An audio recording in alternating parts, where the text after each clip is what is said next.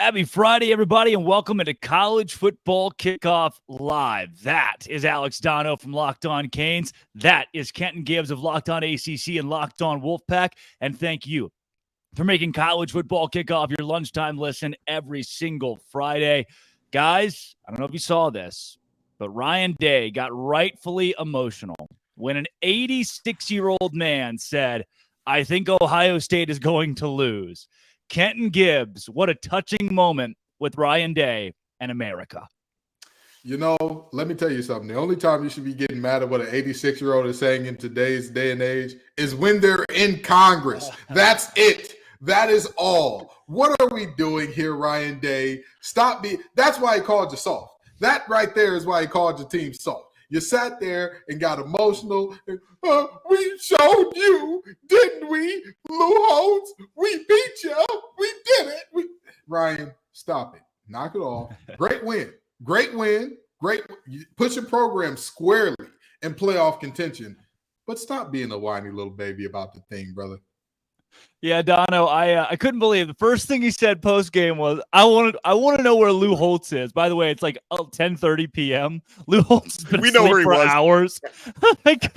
What are we doing here, Dono? I didn't think it was possible to take something Lou Holtz says this seriously in 2023, especially knowing Holtz's ties to Notre Dame. So the biases are clear. So I guess for Ryan Day, you've got to dig pretty deep to find motivational material. And, you know, with Day going on and on about how physical his team was, well, you know what also helped you win that game? Notre Dame having 10 men on the field for the most important downs at the end of that game defensively.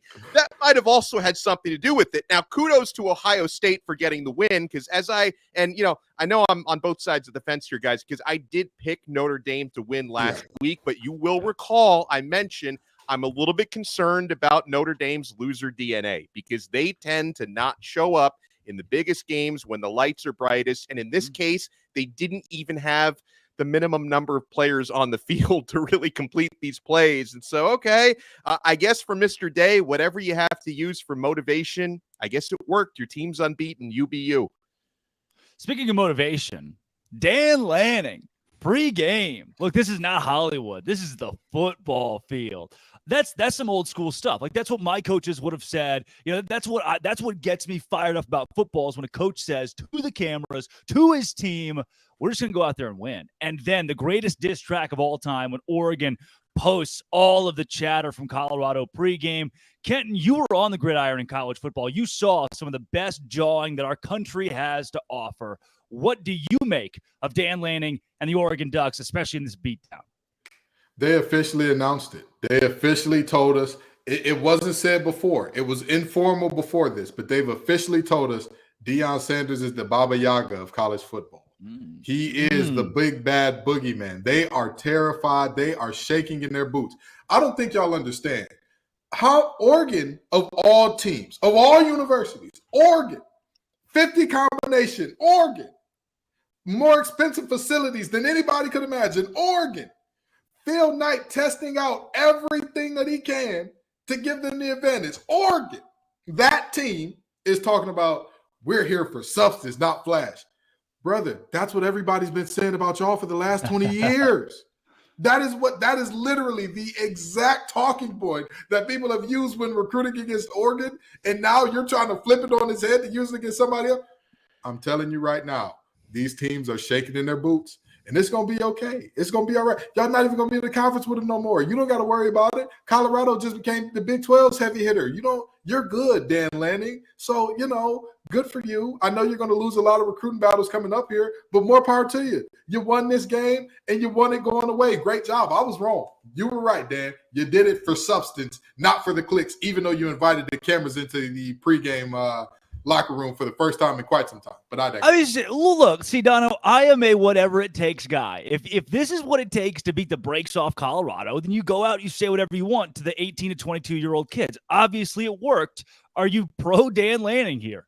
No, I'm pro. I thought that speech was one of the coolest things ever. And I get what Kenton is saying about the facilities and the million jersey combinations, but I disagree with part of that about Oregon being Hollywood, because that football team is built to play physical smash mouth football. And that was the big difference in that football game, because Colorado is built more like a Hollywood attraction. So that speech, listen, it's not surprising that people took it the wrong way and some feathers were ruffled, because it's just society. Like if you sound like you're throwing shade at anybody, people are going to take it the wrong way. But I love that speech. It's listen, Coach Prime is obviously making Colorado better, despite what we saw on the field last week. He's making that program better. He's revolutionizing college football. But that team is more of a reality show than a football team. Like Coach Prime, I see this guy more in commercials than I see him actually on the sidelines coaching. Not to take anything away from his work ethic, I'm just showing you how many commercials this guy's in. So I think that's a powerful motivational tool to say, hey, we're going up against a program that's doing all this for clicks, and we're going up against Hollywood, but this game is played on the grass, not in Hollywood.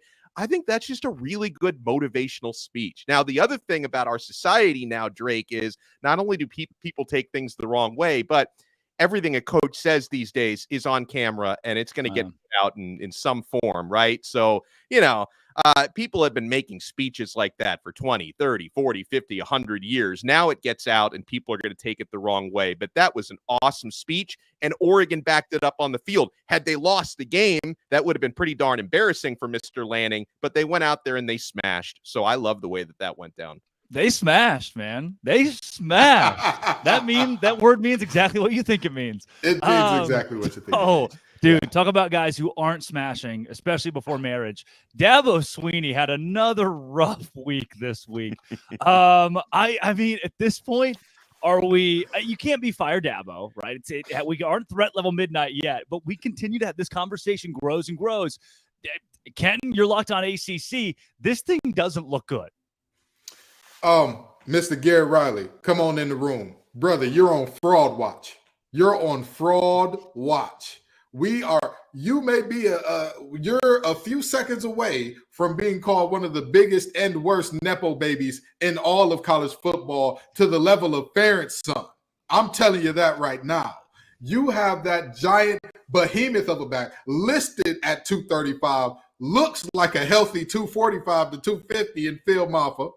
You have a human pinball, a guy that you can use in multiple ways, and Will Shipley back there. He just finds he's the new version of CMC, basically. He can do it on the air. He can do it in the ground. However you want it done, he can give it to you. And yet, on 3rd and 1, you put your quarterback in position to throw a screen. You're on fraud watch. Fake Watch Buster is about to pull out the diamond tester, brother, because you're looking bad. You're looking real funny in the light.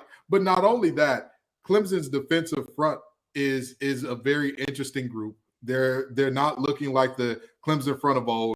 You're used to, I've always said this about Clemson. They always have at least 2 guys that are dominant, they have their way up front.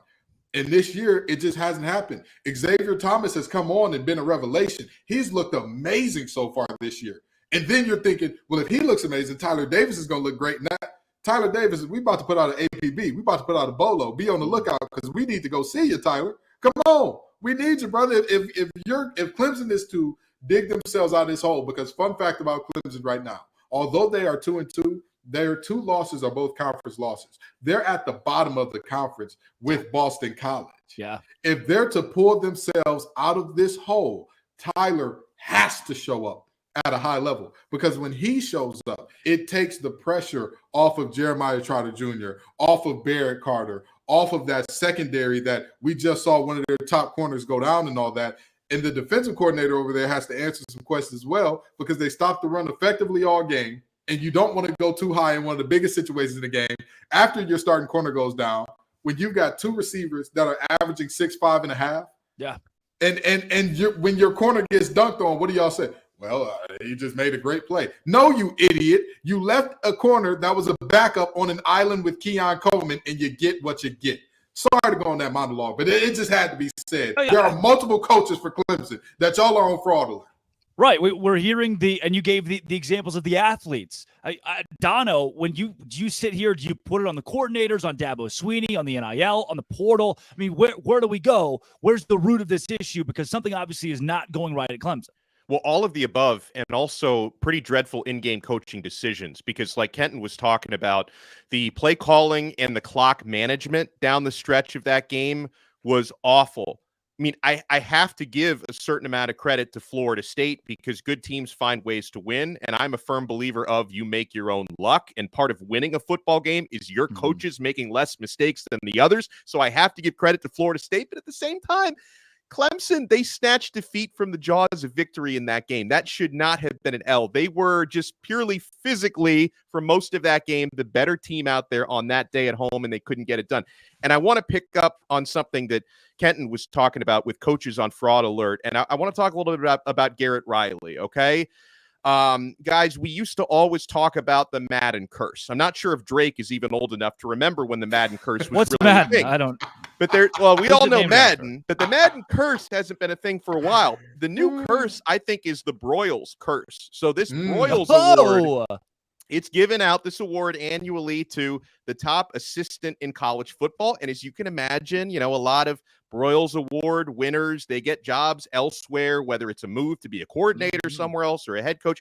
So these last couple of years, I'm tracking this Broyles Award, and I know this all well and good because a couple of years ago, the team I cover, Miami, went and hired the Broyles Award-winning at the time offensive coordinator in Josh Gaddis from Michigan.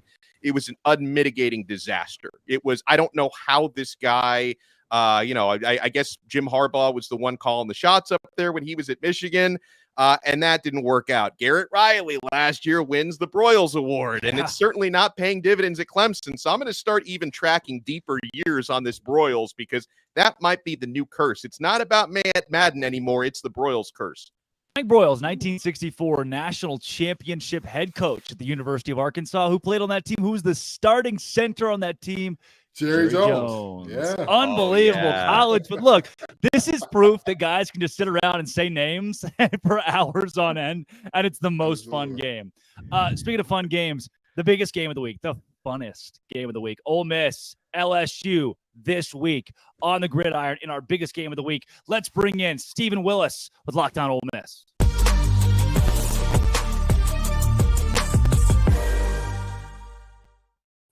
Steven, welcome into Locked On College Football Kickoff Live. Coming off the Alabama loss, give me the state of this program going into a 4 p.m. gross, like nap time kickoff in the biggest game of the week against LSU. Listen, we went into Alabama, and everybody talked about how Ole Miss had a real chance to win this game. And the first half of that game, it played out to where Ole Miss did have a chance in that game. And the defense played fantastic. But this is what we found out Saturday. Nick Saban's in Lane Kiffin's head.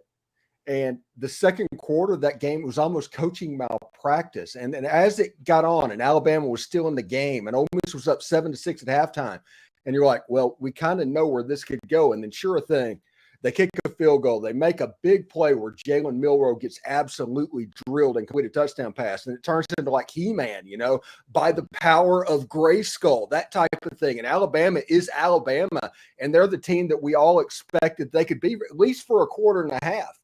This is an Alabama team that could probably lose 2 games this year. But in that quarter and a half, there was a jolt of energy, and you saw those 4- and 5-star players play like 4- and 5-star players. Now, I say all that to say this. Lane Kiffin wrote a lot of checks last week. He got the fan base all juiced up, and after that game, he took a rightful amount of criticism and from within the fan base. And it took a couple of days for Ole Miss fans to get over it, to move on. Ole Miss has LSU Saturday afternoon, the Magnolia Bowl, which, by the way, this game being played in September is absolutely ridiculous. This game belongs at Halloween. It needs to be at Halloween. But the fan base they're going to try and force themselves to get juiced back up, but they were let down pretty considerably after last weekend. Yeah. So let me ask you this, Stephen. In terms of, we know that the fans are the fans, and when you lose, you're going to be the worst thing in the world, and when you win, you're going to be the best thing in the world and all that. But in terms of the temperature of the locker room and their chances in this game, talk to me about what you're looking at as far as, like, have you heard great things coming out of the locker room in terms of, like, hey, they got their heads up, they know everything's still in front of them, or is it like, there's a leery feeling around this team in general at the moment? I don't know if there's a leery feeling around this team. The coach has the cornerback mentality. Going back and talking about that, Lane Kiffin turns the page. You can't be the internet troll that he is without, leaning on receipts. So I think the team is going to bounce back. Usually when the offense is clunky, like last year against LSU, the offense didn't look particularly good. Against the next Texas A&M the next week, Quinshon Judkins ran for over 200 yards. So I think they will be fine this early in the season. The Alabama game obviously is the most important game on the schedule for Lane Kiffin. He acts like it. He just acts differently. He calls the game differently. I don't know if the team is going to read too much into that. But we'll see. This LSU game is probably the difference between Ole Miss planning to go to as high as an NY6 type bowl and Ole Miss going to the Music City Bowl. That is probably what this LSU game means. Well, and on this matchup, Stephen, obviously it's a really important game, and LSU are slight favorites on the road here. What do you see as being the biggest challenges going up against the Tigers? What concerns you most? I think it's their front seven, because whenever you get told over and over again that you're an offensive genius, which people have done with Lane Kiffin for the last couple of years, you start to believe it. And Ole Miss has been sticking with running the second and third level RPOs. They're kind of slow developing plays. And that works fine against Mercer and Tulane and Georgia Tech. But whenever you play against Alabama, when you play against LSU, when you play against Georgia, that 3 seconds to make that play develop is all of a sudden going to be 2 seconds. And that's going to cause mistakes to happen. And I think that's one of the reasons why the major ranked win for Lane Kiffin hasn't come in a couple of years for Ole Miss. So if he is willing to tweak, I mean, there's not much that he has to do, but if he does that, you have a chance for this Ole Miss team to look a little bit different and put this team in a better position to be successful, because LSU's front seven, they're just as athletic as the guys that just played against Ole Miss.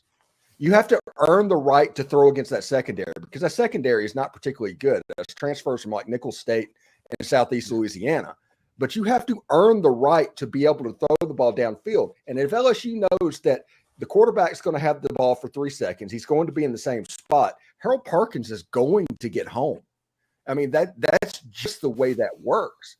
But if you have variance in the tempo of when you release the ball, moving the pocket, running different stuff, zone schemes, gap schemes, run draws, run screens. If the defense doesn't know what you're going to do, this Ole Miss offense has a chance to be really, really explosive.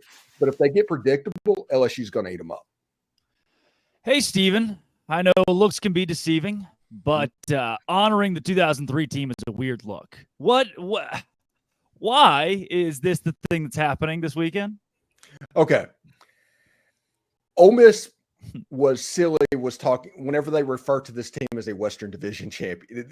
They got a trophy. I get that. And all of that. That's a horrible look, especially against the team that won the game. Yes. But that 2003 team was probably the best football team that has played at Ole Miss in the last 50 years. They deserve to be honored. It's 20 years later. Just don't talk about the SEC West Coast Championship. Talk about the fact that they went 7-1 in the league. You win 7 SEC games at Ole Miss, that's worth having a parade over. Maybe concentrate on that instead of this silliness about the Coast Division Championship. Boy, I was there. You know, I've seen the trophy. I know that it happens. I've looked at the record book. Ole Miss is on their record book. Everybody knows that LSU played in that championship game. Everybody knows that LSU won that national championship.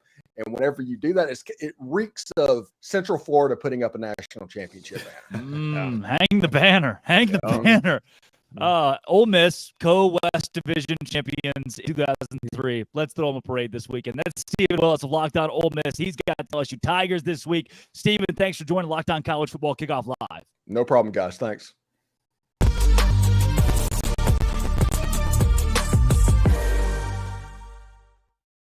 We got plenty coming up here on Locked On College Football Kickoff Live, from interviews to Conference Confidential, the best bits in college football this week. Coming up soon, we also take you to Locked On Ducks, Spencer McLaughlin, talk playoffs with him. But first, Dono. You don't have to choose between better hair growth and your health. Nutrafol provides a whole body health approach for men that promotes healthier hair, no drugs, no compromises, just better hair, guys. Go to Nutrafol.com/men to take their health wellness quiz. Identify causes of your hair thinning, and Nutrafol will give a personalized plan for better hair health through whole body wellness. Nutrafol supports healthy hair growth from within by targeting root causes of thinning, such as stress. We all have that. Hormones, environment, nutrition, lifestyle, and metabolism through whole body health. Take the first step to visibly thicker hair and healthier hair. For a limited time, Nutrafol is offering our listeners $10 off your first month subscription and free shipping when you go to Nutrafol.com/men and enter the promo code LockedOnCollege. Find out why over 4,000 healthcare professionals recommend Nutrafol for healthier hair. Nutrafol.com/men, spelled Nutrafol.com/men, and enter promo code LockedOnCollege. That's Nutrafol.com/men, promo code Locked On College. All right, guys, let's take you to Spencer McLaughlin of Locked On Ducks as we talk playoff hopefuls.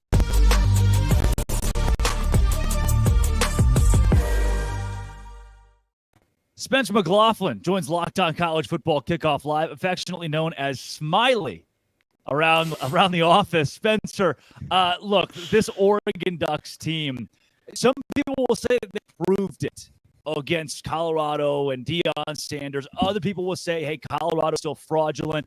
I first want to start, less so than the playoff hopes and more so this week's game. How do you wrap up everything that happened? Well, I think for Colorado, they were a great story. They are not a great team right now. That's going to change in the future with the way that Don's able to bring in talent. But I mean, after the Colorado game, look, was it intensely satisfying after all the smack talk from Colorado, be caught up in the buzz as an Oregon fan? Yeah, of course it was. It absolutely was. Did I leave the game thinking, oh, Oregon's about to roll through a loaded Pac-12 because they beat Colorado 42-6? No, not at all. They're still going to be an underdog at Washington. If Cam Rising is healthy, they're going to be an underdog against Utah. This Oregon team is really good because the Pac-12 is really good, and Utah with Cam Rising will be really good. If they don't have Cam Rising tonight against Oregon State, they probably lose that football game in Corvallis. He's playing a lot of urgency after their loss against Washington State. But I think that when you look at what Oregon's capable of, yeah, at their peak, they could make the college football playoff, but they have to get through Utah, Washington, USC, Oregon State, and the Pac-12 championship game. And I've, held the belief from before the season that the Pac-12 was going to miss the playoff again because I think there are a bunch of really good teams in the conference. I don't know that there's weeks so far. But if I told you guys right now, hey, Washington's going to lose to Oregon or Utah at home and USC on the road, is that a hot take? Is that a surprising thing to anyone? Is that out of the realm of possibility? No. I mean, you look at USC. Would it surprise anyone if they lost to Utah again? No, I've seen that story before. What if they lost to Oregon? Yeah, they could do that. And then these teams are going to match up in some form or fashion again in the Pac-12 championship game. I like where Oregon's at. I think their defense is vastly improved from a season ago, and the offense looks to be just kind of rinse and repeat from what they were last year. They're one of the best offenses statistically in the country right now, and they have everything firing. Yeah, they can be the best team in the Pac-12, but guess what? I don't know what Washington State's ceiling is, but I think their floor is a lot higher than a lot of people thought, and then the Cougs are not a team that are to be messed around with right now. So I want to ask you this, Spencer, and trust me, it's not going to be about beautiful smiles. That really was the first time we saw. We got another one. We got a twofer today. That's beautiful. But in terms of this Oregon team, and you say like, hey, they're good, but they're not quite world beaters. What is the one thing that concerns you to say like, if a team is to beat us, they'll have to exploit this thing? It's still the defense. The defense has faced a couple of, I think, solid tests. Texas Tech on the road and Colorado at home. They could not have played better against the Buffs. That's a unit who they are superior than in the trenches. The defensive line just mauled Colorado. It was not a fair fight. What does the defense do against USC and Washington, where it is going to be a fair fight? I still expect the defensive line to have some modicum of success in those two matchups, but it's going to be different. The secondary was dominant, but Washington and USC have better passing attacks. And I think that with Washington State as well, it's kind of comparable to the Colorado against without Travis Hunter on the other side of things. And I think there's just an element of unknown in that sense. Now, if Oregon is a good enough defense to, let's say, go 12-1 and win the Pac-12, this is what the defense, for the most part, would have looked like so far. But they're still trying to clean up the penalty problem. They're averaging 75 penalty yards a game right now.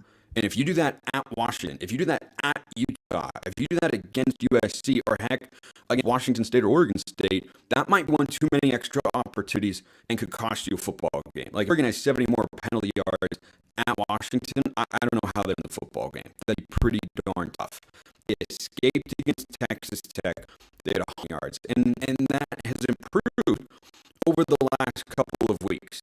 The penalties have continued to come down, but they are not where they need to be. So I think that element of it still is kind of in the back of my mind, making me wonder, is this team at that level? They have looked that way against their opponents so far, but bigger tests still Well, you've done a great job of very humbly breaking down reasons why Oregon may not end up winning the Pac-12 and may not get into the playoffs. But if they are able to do that, Spencer, if they're able to, let's say, run the table, what would be the primary drivers behind that? How would that happen? It starts with 18th-year quarterback Bo Nix, of course. And he is the most experienced starter. I grew up watching Bo Nix.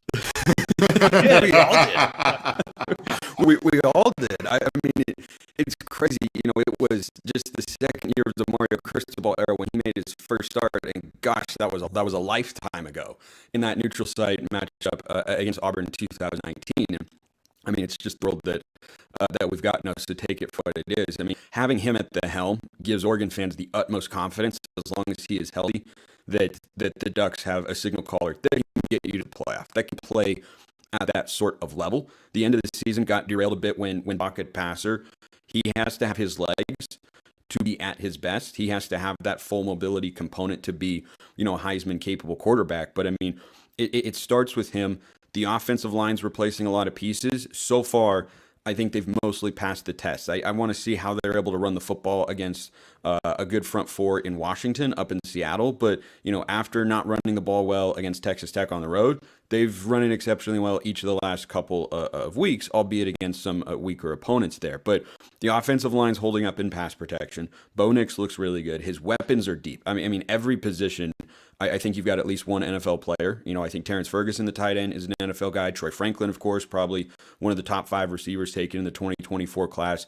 And then you have a couple dynamic running backs, one of whom is out with an injury right now in Noah Whittington. But Bucky Irving is the name that everybody knows, preseason first team, all Pac-12 kind of guy. So the offense has got all the tools, and I think the defense on paper is more talented than they were a season ago, and they still have something left to prove in that sense, but the early returns have been really, really good. So I think that Bo Nix, with his weapons and a more physical front four to pressure quarterbacks than what they had a season ago, those would be the reasons why, if Oregon gets to the playoff this year, God willing, that I'd be able to look back and say, yeah, this is how they got there. This is why Oregon was able to improve on their results from a season ago, is because Bo Nix is really good.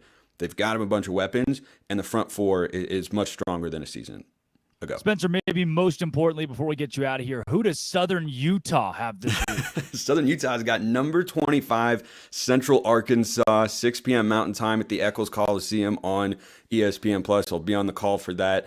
And they're going for their first ranked win since 2018.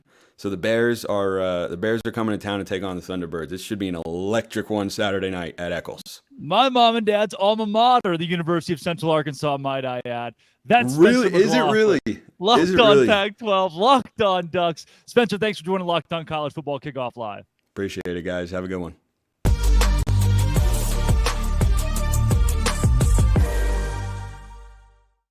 So the whole buy or sell thing on Oregon, what I struggle with here is you've got a Utah team that got to face here in a couple of weeks who just held UCLA and Chip Kelly to 7 points, and they were late fourth quarter 7 points. This is a defense in Utah that will dominate the Pac-12. They won the league 2 years in a row. They get Oregon at home. This conference runs through Salt Lake City. Dono, I don't see Oregon being a college football playoff team because I don't see Oregon winning the Pac-12.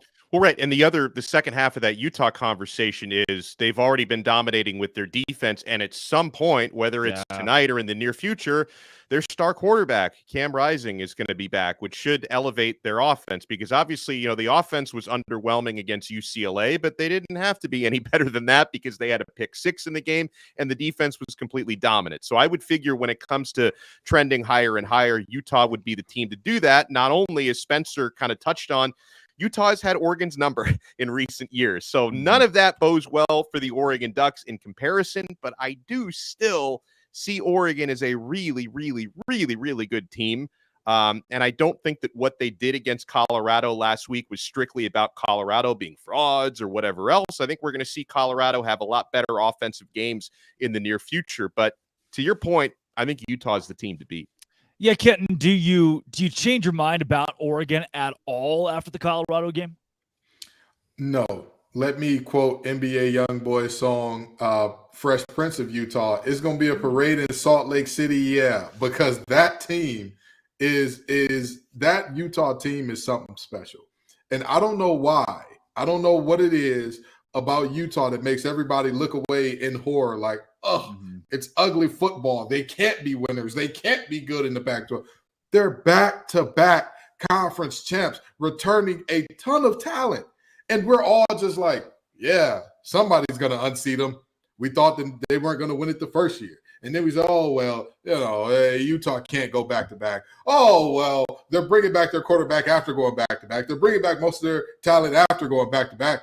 But we still believe. We're still looking and searching. We're like Scully and Mulder and X-Files. I want to believe in somebody else, but we just can't do it. You can't do it. I'm sorry. With all due respect, Bo Nix has been playing quarterback in college football since the beginning of time. More power to him. I'm sure he was playing back there when the helmets were soft and all that. Good for him. But the reality is simple. No amount of Bo Nix, no amount of saying we don't do it for the clicks, no amount of Alton Stadium getting loud, rowdy, screaming, yelling, busting eardrums is going to make that team better than Utah. I'm sorry. Well, and let me add something else in, because I'm sure there's probably people watching this and listening to this like, well, how come they're not bringing up USC? I mean, they've got the reigning Heisman Trophy winner and Lincoln Riley. Like, to me, I don't quite put USC in that conversation either, because I don't think they have the defense that they're going to need to have to win the Pac-12. So I'm not ignoring them. I'm not sleeping on them, but I don't think they're above Utah in the pecking order either, as we saw in last year's proceedings. No, I would say if this was like if this was a scenario in sports that we compare it to, I think that without realizing it, Utah is Larry Bird walking into the 3-point shooting contest saying, all right, boys, who's competing for second? Because I think that's what's honestly happening. They're the most complete team in the conference. They're the team with the least holes that you look at and say, man, they got to get that cleaned up by a mile in terms of that conference. So to me, it's, hey, again, the schools who talk about we do this for substance may not have the substance to beat the actual substance team in the Pac-12, which is Utah. Yeah. And if you're a fan of any of a Washington State or Oregon State, a dark horse, sure, right? There are teams that could sneak up and win this league. Oregon could, but it's Utah's Pac-12 until somebody else proves otherwise. This is eBay Motors Locked On College Football Kickoff Live until somebody else proves otherwise, Dono. And I don't think anyone will, because, folks, passion, drive, and patience, what brings home the winning trophy is also what keeps your ride or die alive. eBay Motors has everything you need to maintain your vehicle and level it up to peak performance. From superchargers, roof racks, exhaust kits, LED headlights, and so much more. Whether you're into speed, power, or style, eBay Motors has got you covered. With over 122 million parts for your number one ride or die, you will always find exactly what you're looking for. And with eBay Guaranteed Fit, your part is guaranteed to fit your ride every time or your money back. Because with eBay Motors, you're burning rubber, not cash. With all the parts you need at the prices you want, it's easy to turn your car into the MVP and bring home that win.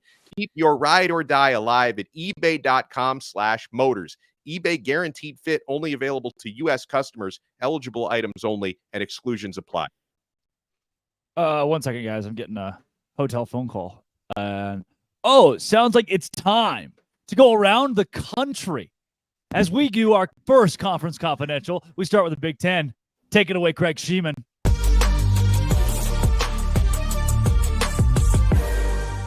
everybody's still talking about Ohio State's impressive road win last weekend in South Bend, Indiana against number 9 Notre Dame, and good scheduling by the Buckeyes. They get the week off. Congratulations. The Michigan Wolverines hit the road for the first time this season. They play at Nebraska. Keep an eye on the Huskers quarterback situation when Jeff Sims comes back from that high ankle sprain, because Heinrich Harburg is 2-0 in his place. He's done a pretty nice job. If Penn State annihilated Iowa last week, what are they going to do at Northwestern this week? Although kudos to the Wildcats. They've doubled their win total already from last season. They had that 21-point deficit they erased and won in overtime against Minnesota last weekend. And don't look now, but the Maryland Terps could be 5-0 if they beat Indiana this weekend. Of course, the Hoosiers needed 4 overtimes to beat Akron at home last week. Illinois is at Purdue. First-year Boilermaker head coach Ryan Walters was the defensive coordinator at Illinois last year. He wants to win this one. By the way, the Boilermakers have yet to win a game at home this season. Michigan State travels to Kinnick Stadium to take on Iowa. The Spartans and the Hawkeyes are both struggling right now with their identities, although the Hawkeyes somehow are 3-1 at this point. 2 non-conference games, Wagner at Rutgers and Louisiana at Minnesota, round out the schedule around the conference this week. Enjoy the games. I'm Craig Sheeman for Locked On Big Ten. 5 games on the slate in Week 5 for the Pac-12, and the best one comes on Friday night in Corvallis. Spencer McLaughlin here for Locked On Pac-12. Oregon State goes back home, which is where they need to be right now after the loss they took in Pullman on Saturday, in which their defense allowed Cam Ward to go for over 400 yards. He threw 6 incompletions, accounted for 5 total touchdowns. It was not an inspiring effort from Oregon State's defense, which has been a staple of that team the last couple of years. They might be taking on Utah backup quarterback Nate Johnson again on Friday night for the Utes. Offensively, we might see him on the field, and that's an opportunity for the Oregon State defense to rebound. And it's not overstating things to say Oregon State's goals are within reach, but on the line this Friday against Utah. If they want to reach the Pac-12 championship game for the first time in program history, they have to win this football game. No ifs, ands, or buts about it. Asking a team to go 7-0 just to have a chance to get into the conference title game is not reasonable with the way the Pac-12 has looked as the best conference and the deepest conference in America right now. Colorado goes to USC this week. USC is going to win that game pretty comfortably, I imagine. The question is, what does Colorado look like coming back home off of the blowout loss last week against Oregon? But Utah and Oregon State, that's the headline game on Friday night. No Cam Rising once again. DJ Uiagalelei completed just 50% of his passes against Washington State on the road. Can he be better against the Utes defense, which has looked like the best in the conference through 4 weeks so far? The Utes are 4-0, and they played their closest game of the year last week at home against UCLA, but they have to do it on the road against an Oregon State team that is 13-1 at Reser Stadium over the last couple of seasons. Those are the headline games. Don't sleep on Arizona and Washington. The Huskies have been blowing everybody out all the time. Are they going to do it again? They're 18-point favorites on the road in Tucson against a sneaky and quiet 3-1 Arizona football team right now. That's it for Week 5. Tune into Locked On Pac-12 on YouTube or wherever you listen to your podcasts.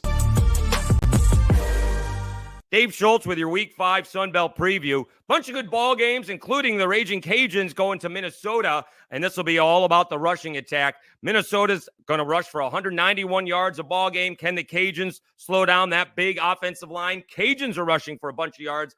Can they run it against Minnesota's big defensive line? Zion Chris getting his first start as quarterback on the road for the Cajuns. You also have Georgia State, undefeated Panthers hosting Troy. Georgia State looking to go 5-0 for the first time in program history. Troy coming off a big win against Western Kentucky as they evened up their record at 2-2. Georgia Southern hosting Coastal Carolina. Is this the last stand for the Chanticleers as they would fall to 2-3 with a loss to Georgia Southern, who's also coming off a nice bounce-back win. Davis Brin, 4 touchdown passes at Ball State. But the big ball game in the conference is South Alabama off to JMU. South Alabama predicted to finish second in the West, JMU first in the East, and JMU with 3 very close victories. They're 4-0. They've kind of looked the part where South Alabama just hasn't. Outside of their victory against Oklahoma State, they have just not played very well, and it's going to be South Alabama's running game, 180 yards per ball game against JMU's rush defense, giving up 42 yards per ball game. They are susceptible to the pass, but that's only because nobody's been able to run against them. JMU was a 5.5-point favorite. It's down to 3. I think JMU wins this ball game because South Alabama just hasn't shown they can play consistent football this season. Please tune in to Locked On Sunbelt for your Week 5 Sunbelt recap. Enjoy the football, everybody. That was Conference Confidential back here on College Football Kickoff Live. Guys, let's talk some booms and some busts. What we learned based on last weekend's games. And I got to tell you, if I'm looking at a team that has boomed right now, it has to be the Utah Utes. Because now, look, the experiment is over. Can Utah win without an offense? And the answer is yes. Hypothesis confirmed. Without Cam Rising, without a couple of other stars, their big tight end, big pass catcher has also been out for the last few weeks. They haven't needed the offense. They have still won games defensively, holding teams to their worst offensive outputs on the year. Utah at 4-0, having just won again, this time against a top 25 UCLA team, holding them to just 7 points. Give me the Utes as a boom. Kenton, let's go to you next. I mean, y'all already know who my boom is going to be. I've told y'all about him all along. I've said that Dabo needs to call this man and be standing outside his house in Norman saying, baby, come back. You can blame it all on me. Very simply, the Oklahoma Sooners. Dude, how, Kenton? They won by 14 against Cincinnati. They only scored 20 points. How is this? I hear you. I hear all those things. But also, that Cincinnati team is better than we're giving them credit for. Number one. I agree with that. I get. Well, wait. But why? But what do you mean, but why? Why is they beat a bad Pitt team? They lost to Miami of Ohio. So here's why I say that Cincinnati team is better than they're getting their credit for. Number one, we're looking at year one under Satterfield. Number two, we all know if there's anything to know about Satterfield's teams, there will be inconsistency. They will not play at their highest level every week. That is a guarantee if Scott Satterfield is your head coach. They will reach the highest of highs, and then next week have you out there like, is this a JV team? Did we not? Are these guys not on scholarship? What happened? That's something that we know about that team. But the fact of the matter is, handling business in games where you should handle business is something that I value a lot. I don't care what anybody says. I don't care how anybody cuts and slices it. That is why I don't do rankings up until week 4, because for me personally, it's meaningful to me if a team is handling business and not playing around with their food because somebody else is going to eat it in these early weeks. And to me, Oklahoma has done that again and again and again, including a game where many people, not going to say any names or point to any beautiful heads of hair on this show, me and Dono are bald, so I don't know whose head of hair we're talking about, predicted them to be upset. Oklahoma, Boomer Sooner, that's my boom, baby. Kenton, booming with OU and Brent Venables, the skeleton man. Alex Dono, who's your boom this week? I was tempted to go with Oregon, but at a certain point, I would just be piling on Colorado. So I'm going to give my boom to a team that maybe not so quietly anymore has just been dominating the season so far, 4-0, number 7 in the country, and that's the Penn State Nittany Lions. Now, this wasn't a game that they were supposed to lose, but still, they shut out a quote-unquote ranked opponent last week. They shut out 24th ranked Iowa 31-0. You start to hear now talks about their defensive coordinator, Manny Diaz. Is he becoming, a head coach candidate in the upcoming cycle? And yes, I know Iowa's got that nepotism offense under Brian Ferentz, and they can't score on anybody, but 31-0 win for Penn State. They have handled their business and beyond to this point. That team is absolutely booming, and I'm curious to see if they can, keep themselves in that conversation come college football playoff time, because obviously they've got tough opponents in a tough conference they need to win first. We've talked about how Oregon, that was a smash. Colorado, bust. Let's go to the bust conversation. Kenton Gibbs. First of all, let's start here. Drake Toll's wordplay, right? The Drake Toll's innuendos. Always a boom. Always a boom. I don't care what anybody says. They are a boom from now until the end of time. But in terms of teams that I'm looking at, and I'm saying, hey, this is bad. This is really, really bad. I hate to have to say this, and I really don't want to do this because you know what? Let me stop lying to myself. Let me stop lying. I'm enjoying this a lot. The downfall of Clemson got me wearing suits. It got me wearing Listen, I'm not gonna wear a suit to my wedding. You understand? I'm gonna go Bill Belichick at my wedding.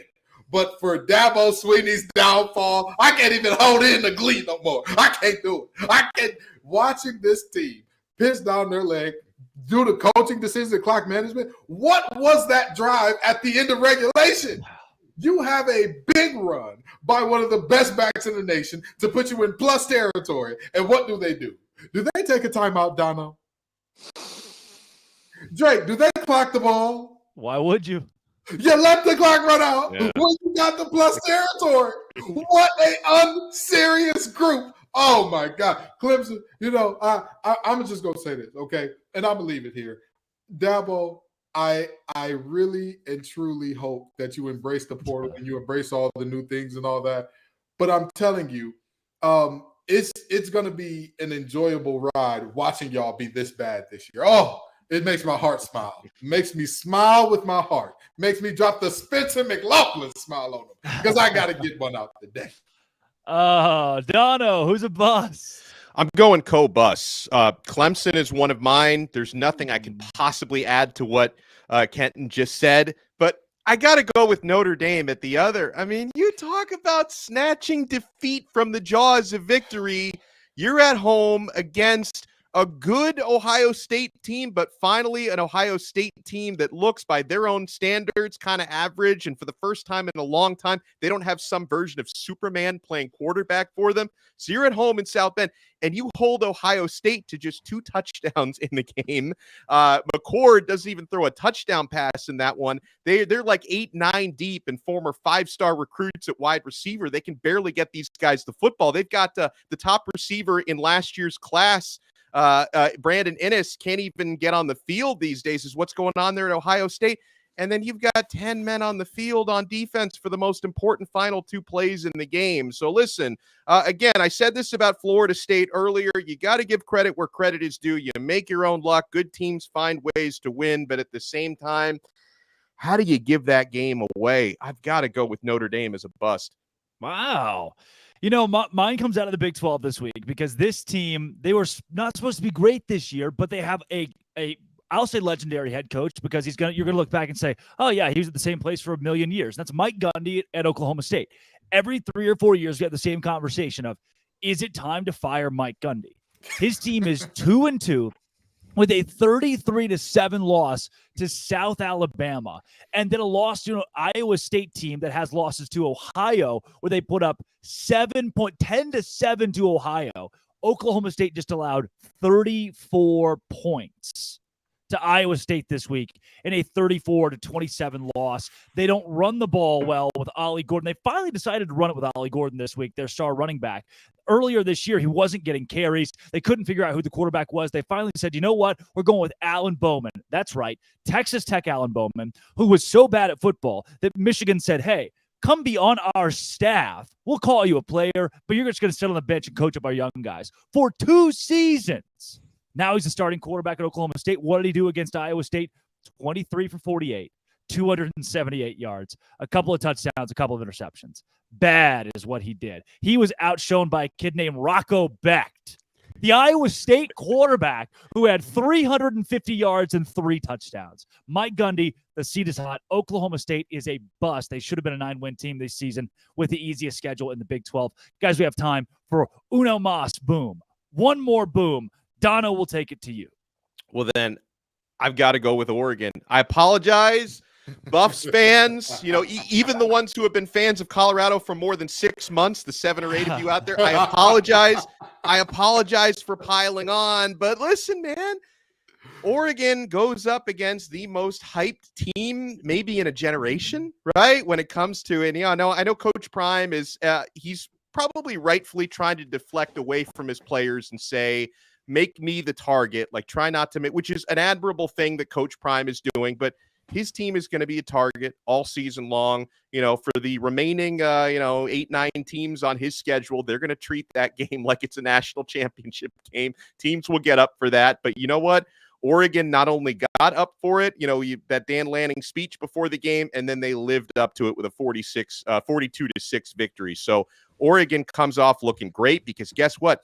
There were a lot of eyes on that game that maybe aren't regular Pac-12 viewers. Maybe they don't usually stay up until, 1 a.m. to watch the end of an Oregon game, but they were watching that game because of how Hollywood and how hype that was, and Oregon completely dominated. So they're a boom for me. Boom. Kenton, one more boom. Well, I know that some Longhorn fans probably got mad at my last boom, and so I'm going to include the entire Red River rivalry in this thing. Let's get the Longhorns as my second boom. The 2 Big 12 teams headed off to the SEC, definitely my booms here. Texas has not played a single-digit game all year, and that includes playing Alabama.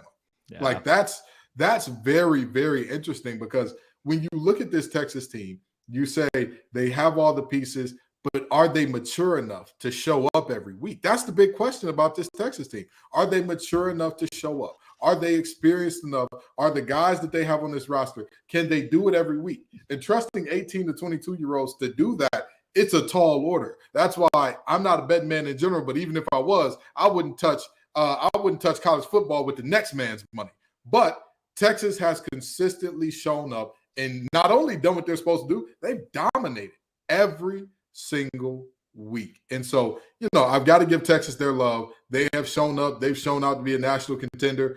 And so I'll give them their guts when they got it. And they got a great team this year. We're missing 2 teams here that have flown under the radar that I'll bring up in a couple of booms. Washington State being one of them. Now with this win against Oregon State, I think it's time to start talking a little bit more about how they could be a dark horse in the Pac-12. And at this point, the dark horse word is used loosely. I mean, they're a top 20 team. Cameron Ward has become one of the best quarterbacks, not just in that conference, but now in the country as America turns its eyes and says, hey, who is this Cam Ward guy? Who is this Washington State team? They've got a legitimate chance to make some waves later on this year. They're 4-0 right now. And then North Carolina, 4-0 for the first time in a couple of decades. Now, after a 41-24 win against Pitt, they have proven, hey, look, we are not to be overlooked. Drake May's a good quarterback. Mac Brown can still coach. North Carolina can make some noise in the ACC. Both those teams deserve some love as booms this week. Now, before we get into the rest of the show, we got a ton packed together. Sell Me Why is coming up with some wild spreads this week. But first, there's only one way that I get this luscious, thick toupee to grow, Dono. And that is Nutrafol. Men, if you're tired of weakening or thinning hair and you want to reach your full hair potential, leading hair growth supplement Nutrafol helps improve your hair growth, visible thickness, and visible scalp coverage. Nutrafol is the #1 dermatologist recommended hair growth supplement, clinically shown to improve your hair growth, visible thickness, and visible scalp coverage.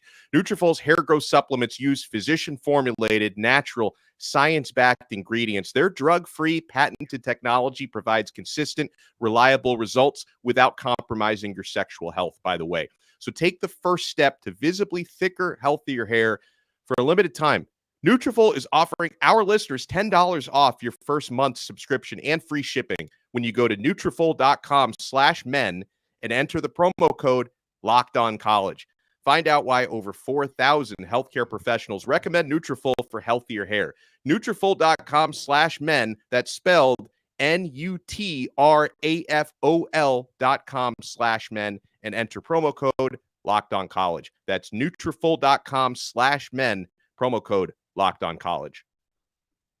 You're just scrolling along on the YouTube. You see your favorite team. You see Locked On Gators is live. You click on it, and there are 3 random guys talking about college football. Well, we're not so random. That right there is Kenton Gibbs of Locked On ACC, Locked On Wolfpack. That's Alex Dono of Locked On Canes. Drake Toll here from Locked On Big 12, and this is College Football Kickoff Live. From 11 a.m. to 1 p.m., every single Friday, we are your live lunchtime listen, breaking down all the biggest stories in college football and giving you the best bets for this week in the sport. Speaking of, it is time for Sell Me Why. The Colorado Buffaloes are 3-touchdown underdogs for the second week in a row. This time, it's Lincoln Riley and the bad USC Trojan defense. Kevin Borba Locked On Buffs will sell us why Colorado will cover 21.5 this week. Sell me why. My name's Kevin Borba. I'm going to tell you exactly why the Colorado Buffaloes are going to bounce back and cover against the USC Trojans this weekend at 21.5. The thing is, the Oregon defense was absolutely nails, and we learned that Oregon's defense is a legitimate top 15 defense in the country. When it comes to USC, their defense ranks number 70 in total defense, and they do not have what it takes to slow down an offense like Colorado's. And you may say, oh, USC's blown out everybody they face. Well, kind of true. They've beaten up on Mountain West teams and Pac-12 bottom feeders. In their most recent matchup against Arizona State gave the blueprint on what it takes to not only come close to beating USC, but to move the ball whenever you darn well please. And Colorado's a much better offense than Arizona State, so they should have no issues passing it all over the yard, establishing the run, and just scoring points on this USC defense that continues to plague a program that many people think should be contending for a playoff, but is going to come up short because their defense cannot hold up against offenses like Colorado. So for that reason, Colorado's going to cover. All right. What do you think, Don? How does Colorado, can they at least cover 21 against USC? Hashtag I'm with Borba. This may surprise you. Okay, because I know I actually did predict Oregon to cover that gigantic spread against Colorado last week, and they did. This is a different ball game, guys. Last week they were in the Lions' Den at Oregon. This time you're at home in Colorado, the friendly confines and friendly sidelines, and I couldn't have said it better than Borba when talking about USC's defense. They can't stop a nosebleed. How are they going to stop Shedeur? A 70th ranked defense in the country. This is going to be a high-scoring football game. Now, I'm not, completely on the Buffs bandwagon to the point where I'm picking them to win the game outright. I'm not. I think USC is overall the better team, and they should be able to win this one. But they're not going to win it by 3 touchdowns. This is going to be a high-scoring game, and I think it's going to be one of those situations, Drake, where I don't know if moral victories exist for a team that got this much preseason hype, but I think this is going to be the type of game where Colorado is going to be competitive enough where people are going to come out of this one saying, you know what? Okay, the Buffs, not as bad as I thought they were against Oregon. This is a team to respect again.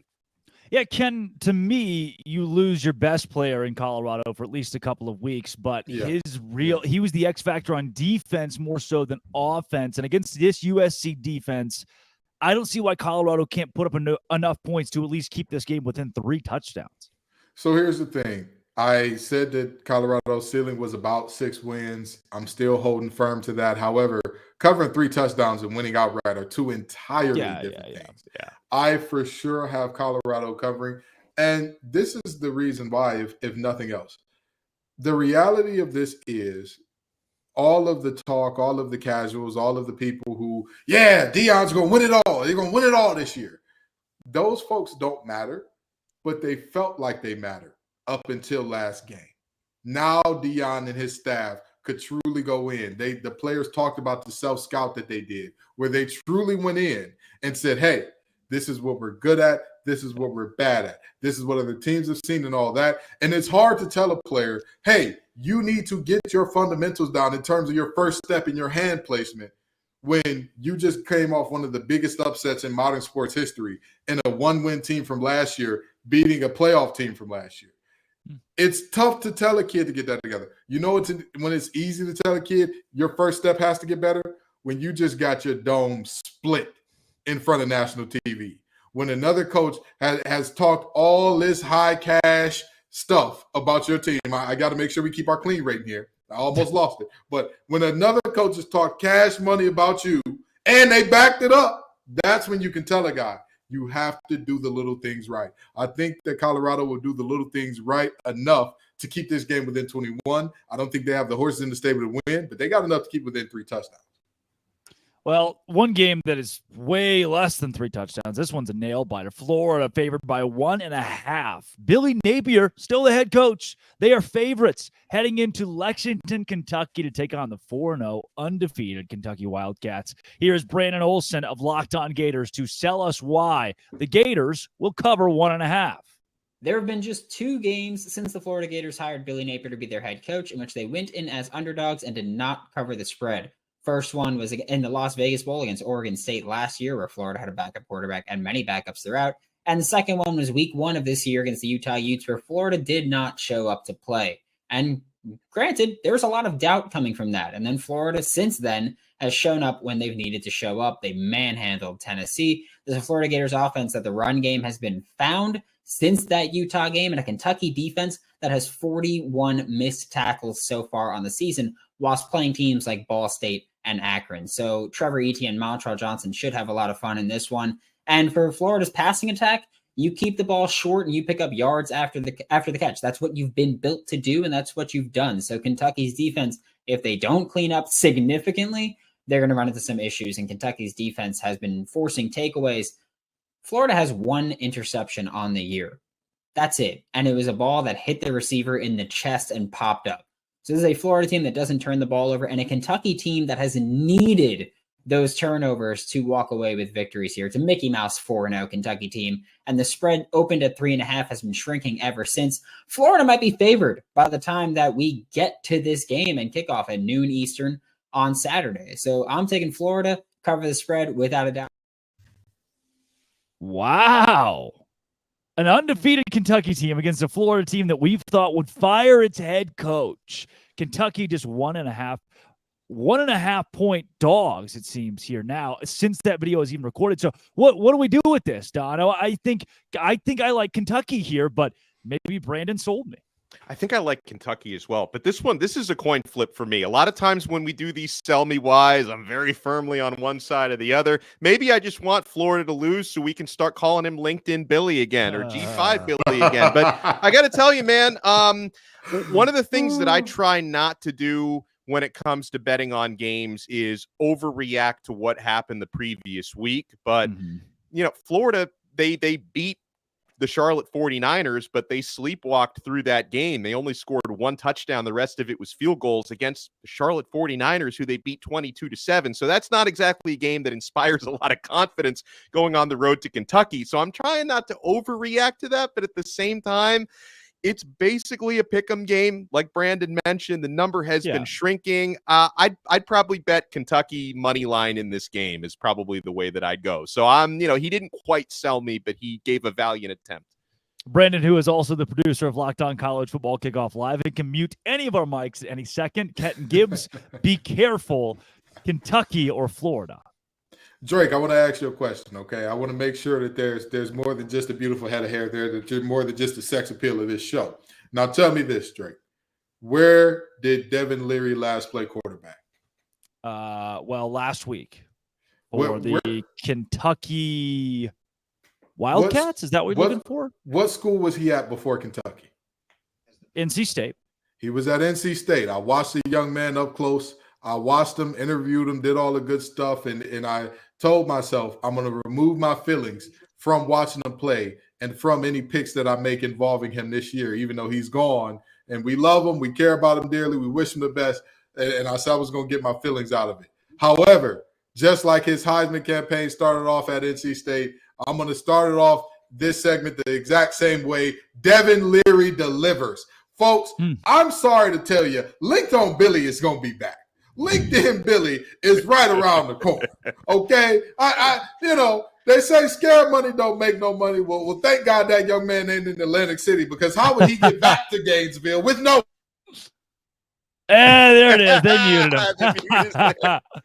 Genius. Wow. Listen, I'm always going to tell the truth, even if it gets me muted, okay? The fact of the matter is simple. The Florida Gators have shown us at times they can be really good. At times they can be really mid. At times they can be really bad. For all that we say about this Kentucky team, that it is a Mickey Mouse 4-0. Let's make no bones about that, right? They have played the Island of Misfit Toys University 3 times in a row already. Sure. But with that being said, I at least trust them because they've been consistent in beating those bad teams, as opposed to Florida, who Biff Pogge's a really good coach at Charlotte. They don't have more than 3 players that would be starting on the Power 5 team today. They just don't. Wow. I'm sorry to say that. So the fact that they held you to nothing but field goal, don't worry about it. The big blue wall is coming. Devin Leary delivers. Give me Kentucky clearing the spread here. See, here, my pushback a bit on the Devin Leary thing. You say, where did he play last? And it was last week against Vanderbilt for Kentucky. I mean, I think this is a different Devin Leary. He was 15 for 29 against Vanderbilt, had 205 yards, 2 interceptions to 1 touchdown. He doesn't look like the Devin Leary that we saw at NC State, the Heisman hopeful Devin Leary at times at NC State. He looks like a Kentucky Devin Leary. And so also that being against Vanderbilt, Akron, Eastern Kentucky, and Ball State.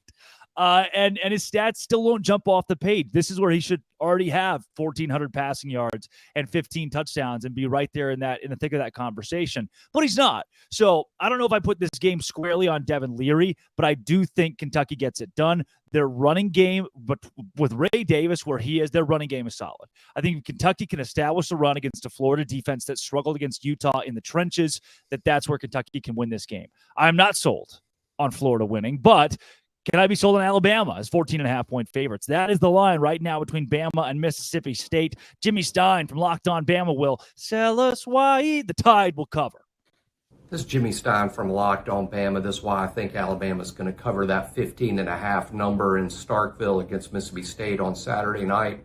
Mississippi State struggled a little bit on offense as they're transitioning from the air raid offense to something a little more pro style against LSU just 2 weeks ago against a team that's similar in talent to Alabama. They reached just, I think, 200 total yards, 14 points. I think State might find the sledding even tougher against an Alabama defense that's looking better and better every week. Maybe a little bit of the Alabama defense of old. If they could only muster about 200 yards and 14 points against LSU, I wouldn't suspect Mississippi State would do much better against Alabama on Saturday. So I expect to see Mississippi State struggle to score and Alabama to score right around its average, right around 30 points. Yeah, Stein's been using some Nutrafol, and that accent is legendary, by the way. Alabama, 14.5, Mississippi State. Donna, what do you think? I think Alabama covers. I think they're riding the ship to a point. I don't think this is a national championship Alabama team, but I think they're going to be formidable, probably a 10-11 win team by the time it's all said and done. I think they showed us last week they're starting to get things figured out. And, yeah, I think Alabama's going to win and roll. Kenton Gibbs.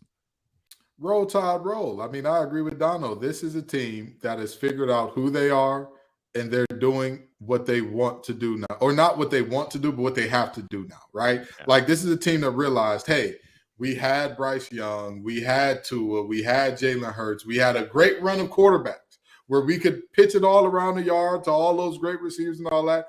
This is going to be a ground and pound, physical, include our quarterback in the running game team.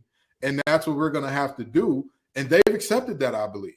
And not only the acceptance of that, and their identity, it's the lack of identity for Mississippi State, because they're at that crossroads. They're at those, if they were a person, they'd be in those weird teenage years where it's like, you don't know what crowds you're going to run with. You don't really have your niche yet. You don't really, you're not one of those kids that's like, I'm a robot for JROTC, or I love football, or I love band.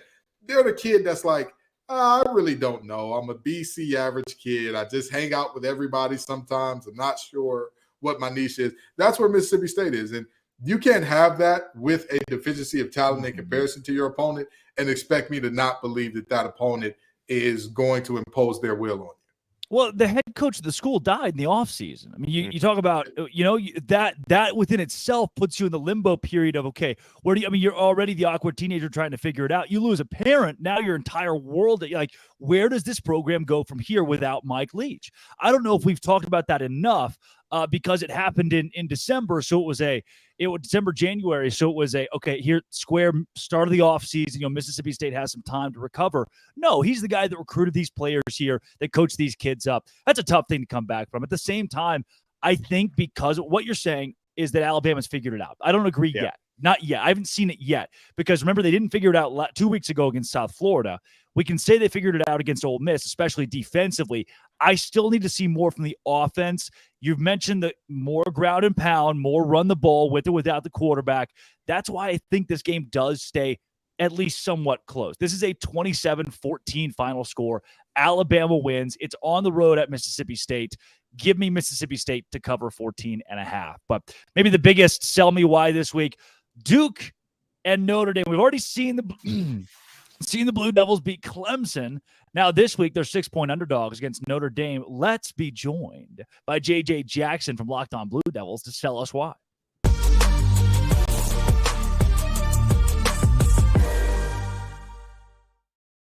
JJ Jackson, Locked On Blue Devils here on Locked On College Football Kickoff Live. JJ, you got a touchdown-ish underdog this week in the Blue Devils. Can you tell us why, please?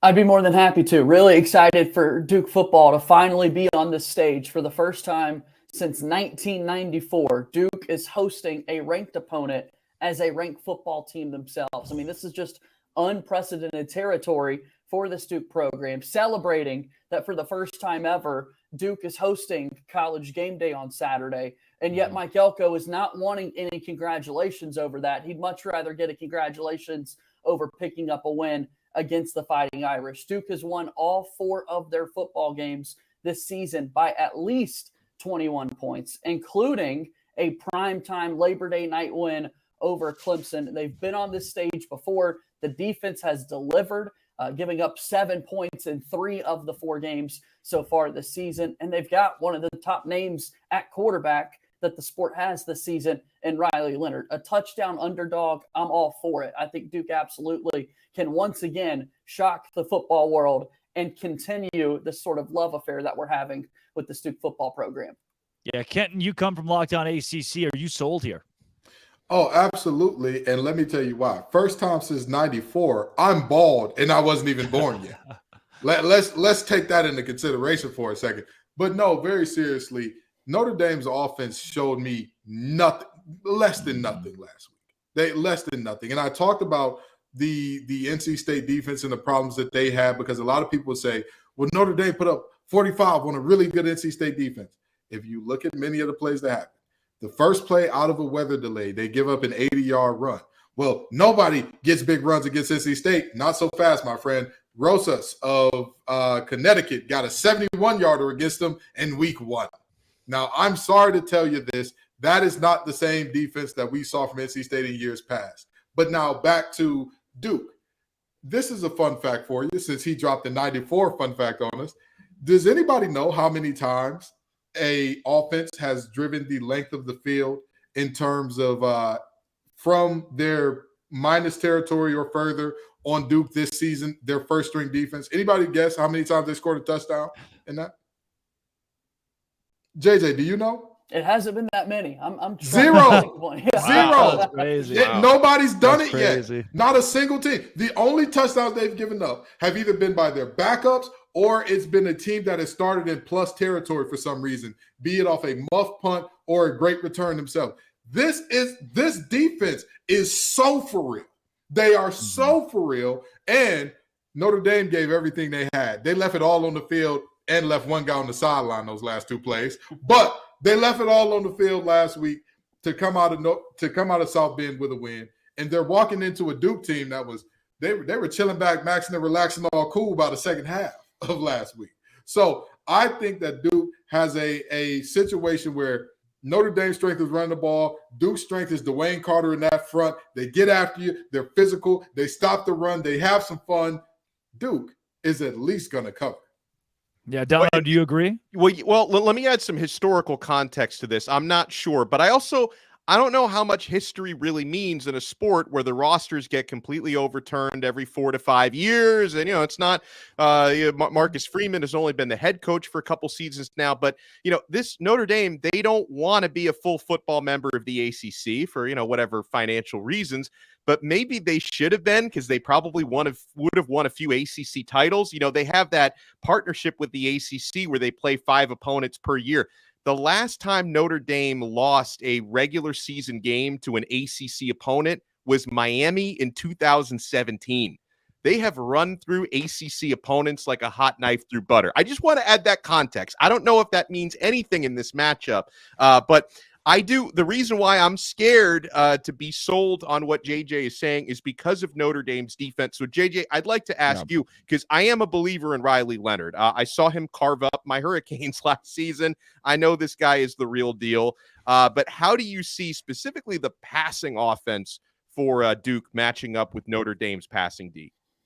Yeah, I mean, that's kind of been the question through 4 games this season for Duke, which many people wouldn't expect. Like, right, the preseason conversation is we know exactly what we're getting out of Riley Leonard at that quarterback spot. What does the backfield look like? Duke's all-time single-season rusher, Mateo Durant, from a couple of seasons ago, is not in the backfield anymore. It's been more of a by-committee approach, and so others are having to step up out of that backfield. You feel confident about the passing game, and they really haven't had to throw the football just yet. So with that being said, the fact that Leonard is, a Heisman contender going into the season and has so many weapons, whether it be Jordan Moore or Jalen Calhoun, who's made plays, Nicky Dalmala in the vertical game in the tight end room. Like, I think absolutely Duke's passing attack will be more on display than it has been so far this season, because for the most part, it's just been ground and pound because that's all they've had to do. That's wild to say that is all Duke has had to do so far this season, is hand the ball off. And by the way, Riley Leonard can move a little bit himself. He's the second leading rusher on this football team too. JJ, we got a comment in here from a guy named Immaculate, who was on one of the biggest hits in Locked On College football or Locked On College history this week, talking expansion. One of the great experts in college ball says that Duke has to be a top 10 team if they beat Notre Dame this week. Do you agree? Does Duke get into the 9 or 10 spot? Can they jump a few teams? Absolutely. I mean, with the win that they would have against Notre Dame, and considering how well they've played so far this season, I think Duke absolutely deserves to be in that conversation. I think you would then start to talk more about the games that Duke has played previously, that their defense has been so stout. Again, only 35 combined points given up in the 4 games so far, that the offense has taken care of the football, that they've got a win against Clemson. They've now got this win against Notre Dame on their schedule with the full ACC kind of conference play ahead of them. Yeah, hey, here we are thinking about college basketball rankings coming out soon in Durham. Let's talk about this Duke football team with a win, possibly being one of those top 10 teams in the entire country in football. Is it a football school now, JJ? Making plenty of arguments for it to be. That's right. Yeah. That's awesome. That's JJ Jackson of Locked On Blue Devils. JJ, thanks for joining Locked On College Football Kickoff Live. Absolutely, guys. Thanks.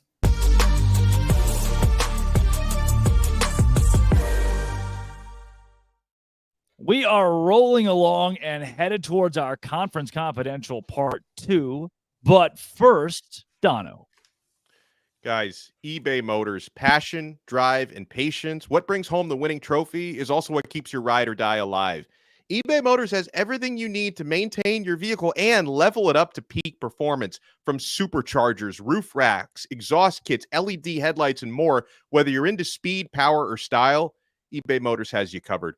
With over 122 million parts to fit your number one ride or die, you'll always find exactly what you're looking for. And with eBay Guaranteed Fit, your part is guaranteed to fit your ride every time or your money back. Because with eBay Motors, you're burning rubber, not cash.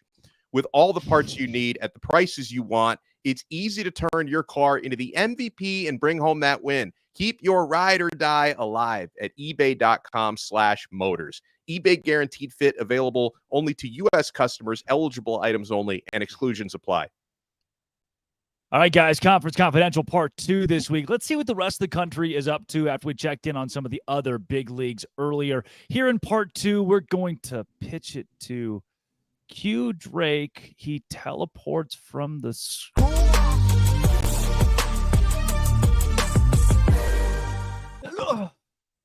Oh my gosh. I didn't think that would actually work. Wow. Oh, huge week in the Big 12. Obviously, Texas and Kansas, one of our favorite rivalries in college football, is this week. And give me the Jayhawks plus 17 and a half some places. If you don't like the Kansas Jayhawks plus 17 and a half, you hate America. It's horns down this week. Kansas is not going to beat Texas at DKR, but at 2:30 on ABC, they're at least going to play it close. Houston and Texas Tech.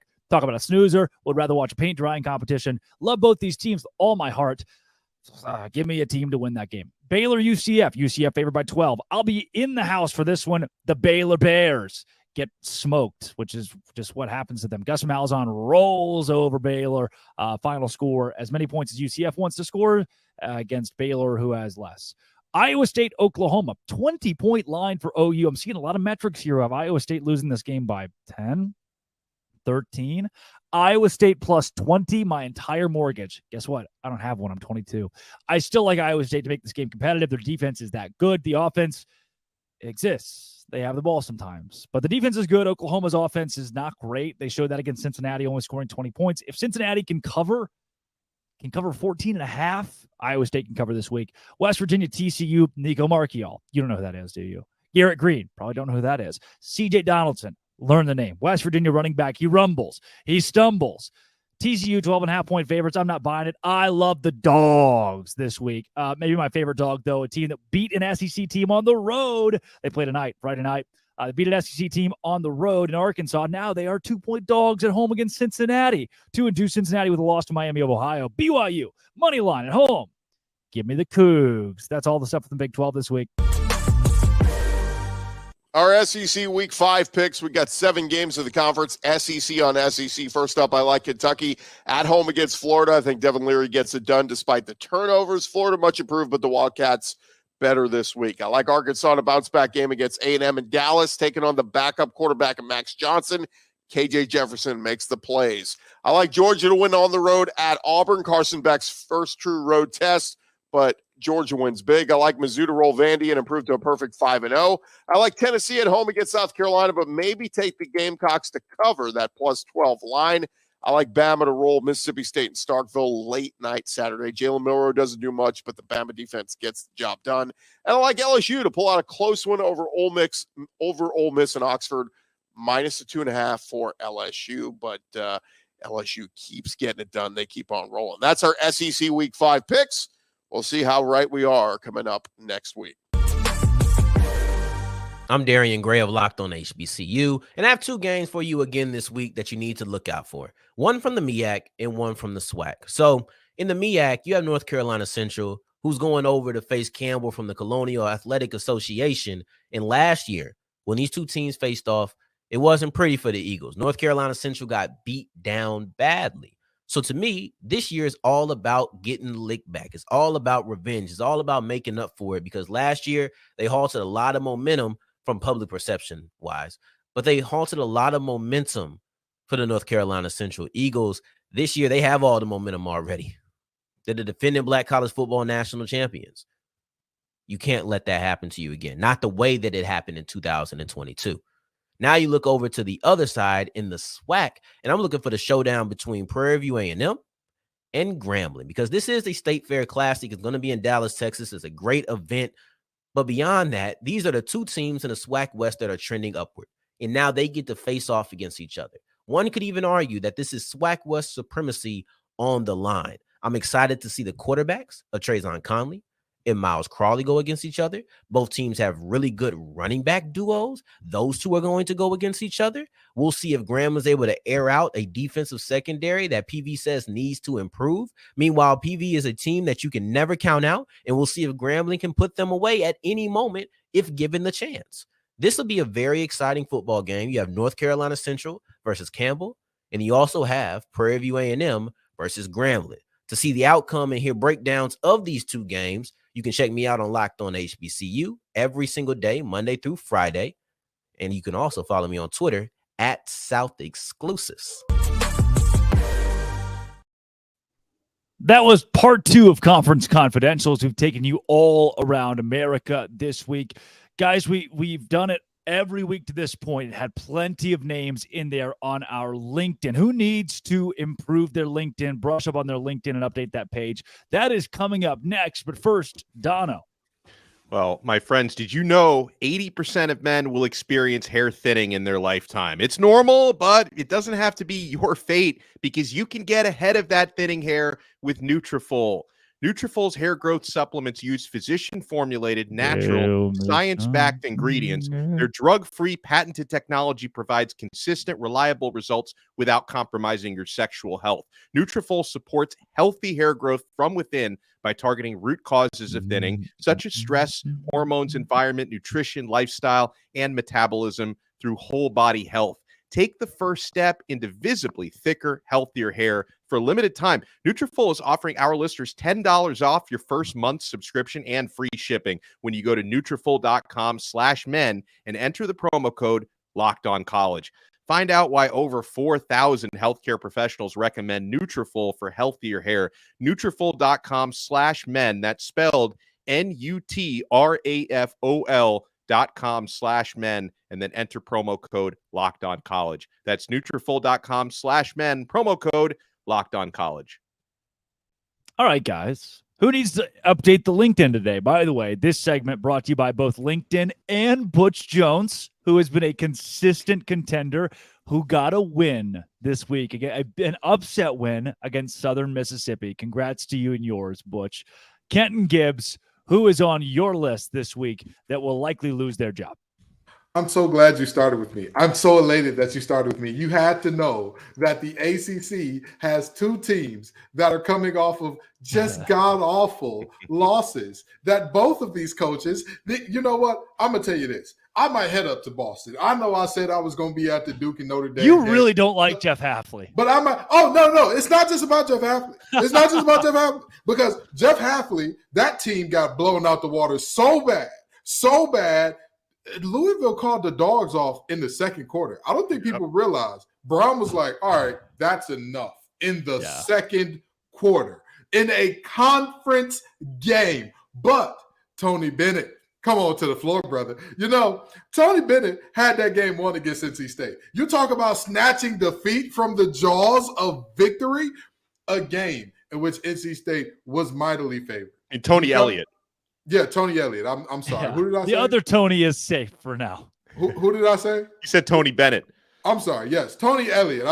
Virginia, all the Tonys. They got two Tony quarterbacks, Tony Elliott, Tony Bennett. More Tony awards than all of the actors on Broadway could bring home. But now, very seriously, in terms of Tony Elliott, this is a team that, you tie up the game, right? You get down there, you're a field goal, you're an extra point away. What does your guard do? He headbutts a linebacker after the play to send your conversion back to the 18-yard line. But wait, there's more. I feel like Billy Mays because there's going to be a lot of, but wait, there's more here. So the next thing that happens, you convert the extra point from the 18. NC State pissing down their leg. Their pants are soaking wet and smelling like the freshest of urine. You are about to get yourself a win here. You're going to do it. You're going to go to overtime and win. What does your quarterback do? He does a freshman thing because he's a freshman.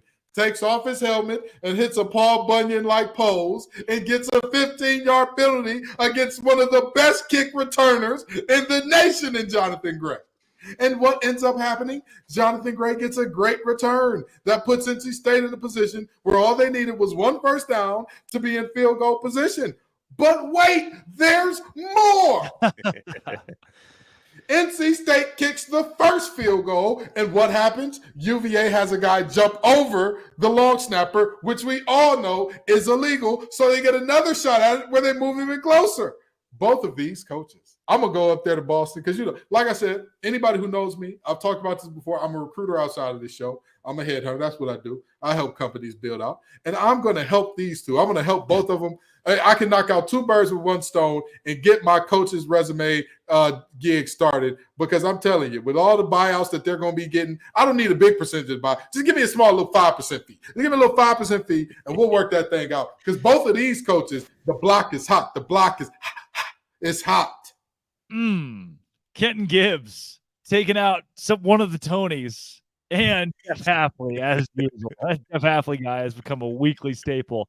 Alex Dono, who is on the hot seat. I love how Kenton, Tony Bennett is catching strays there. Any Tony in Virginia is in big trouble. But, I'm going to stick with the ACC because someone that Kenton gave kind of a break to was Brent Pry at Virginia Tech. I mean, I hope he's warming up that LinkedIn profile.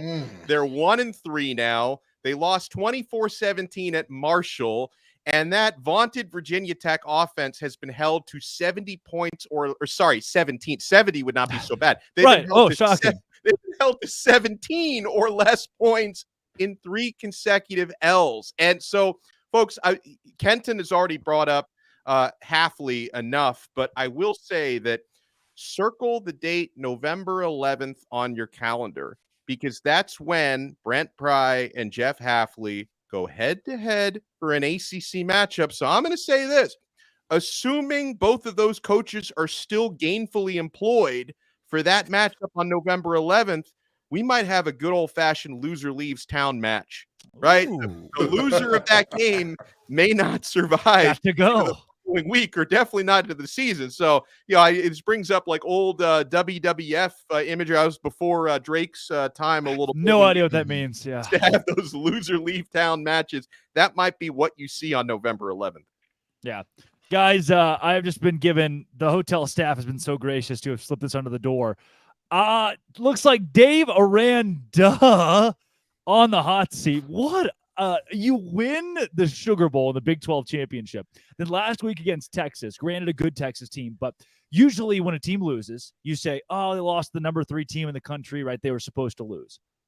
When a team makes it into the red zone 6 times and scores 6 points, that is almost hard to do. That is challenging to pull off, but it's what the Baylor Bears did against the Texas Longhorns. You can say this number 3 team in the country. That's true. Texas tried at times to lose the game. They tried to put Baylor in the game by gifting the Bears 6 red zone trips, and Baylor put up 6 points in a 38-6 loss. It was one of the best crowds I've ever seen at McLean Stadium in Waco. And what did Baylor do? The football team crapped all over it. Dave Aranda has lost control of the fan base, which is an easy thing to do. Coaches do that all the time, right? And they can win them back over. The locker room still seems to be intact for now, but that one is slowly sinking. In some of the big metric national, hot seat posts, he's in the top 5 at this point. Too much money for him to go this year, but he is brushing up on the LinkedIn because I just, there comes a point where you're losing a lot of games. The team, the atmosphere, everything around it crumbles, and you can't revive it. So it's make or break for Aranda, especially this weekend against Central Florida, where I'll be in Orlando on Saturday. Guys, there are some huge games on the docket tonight, even between BYU and Cincinnati as the Cougars. I'll be on hand as the Cougars open Big 12 play, home Big 12 play, and then obviously Oregon State and Utah. We'll get into all that, do our pick'em coming up later. But first, it's maybe the weirdest segment of the week where I show my love to our grand poobah of college football. He is the president of the Locked On College side of the network. This is the Blackerby Blitz.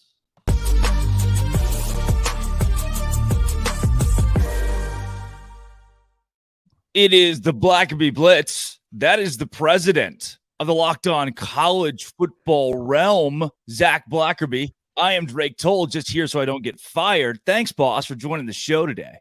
Of course.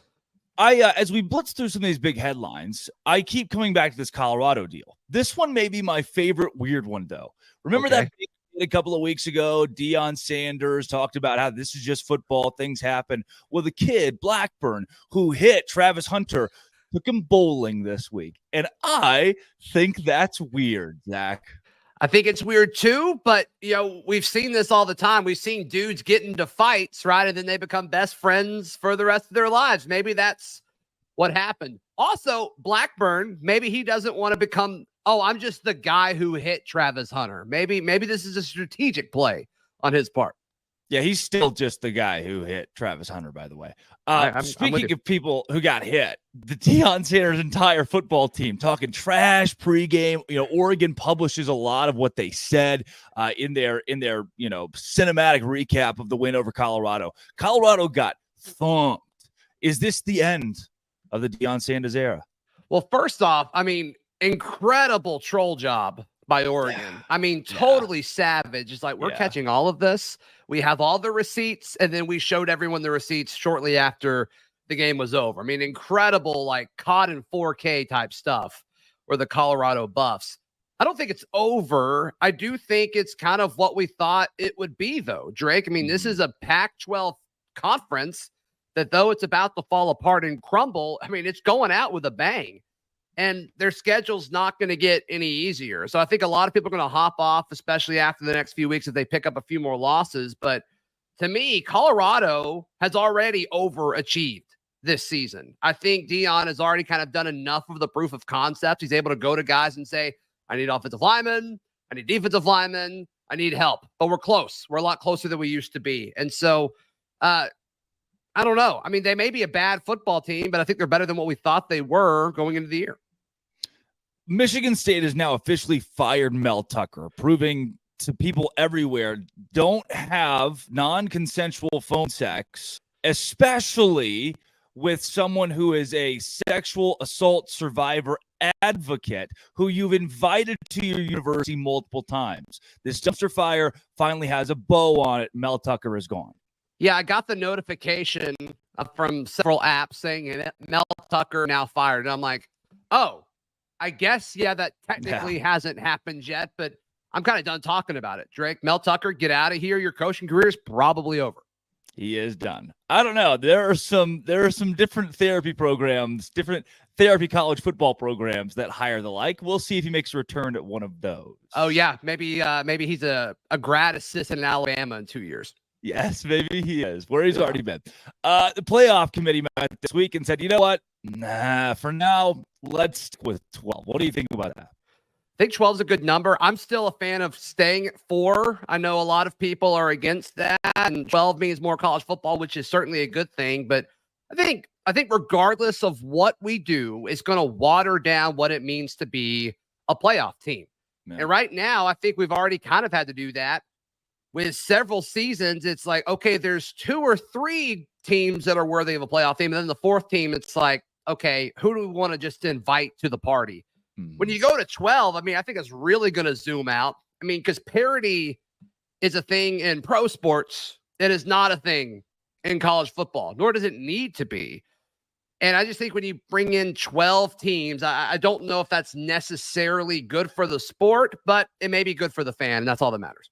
Two sides to this. One, parity in college football does not result in viewership. The Big 12 is a great example. There's no big dog. There's no national championship contender in the new Big 12, which means that there aren't 10 million eyeballs that are zooming in on somebody. Maybe Deion Sanders just because of the Deion experience. Yeah. On the flip side, 12 means $320 million per conference from ESPN, which right now is 5 conferences. Zach, technically with a grace period, Washington State and Oregon State are still in the Pac-12 for a couple of years.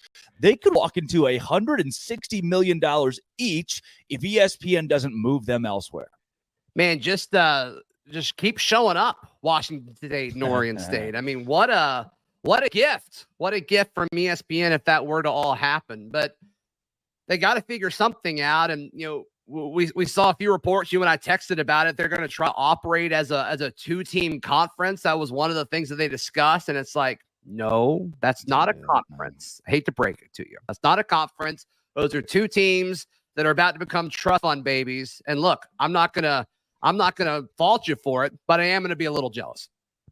You know, Zach, the Auburn Tigers lost to a team that could probably win the national championship in Texas A&M. You know, you're going to lose to some really good teams out there. Just felt like this Auburn team still has 11-1 prowess.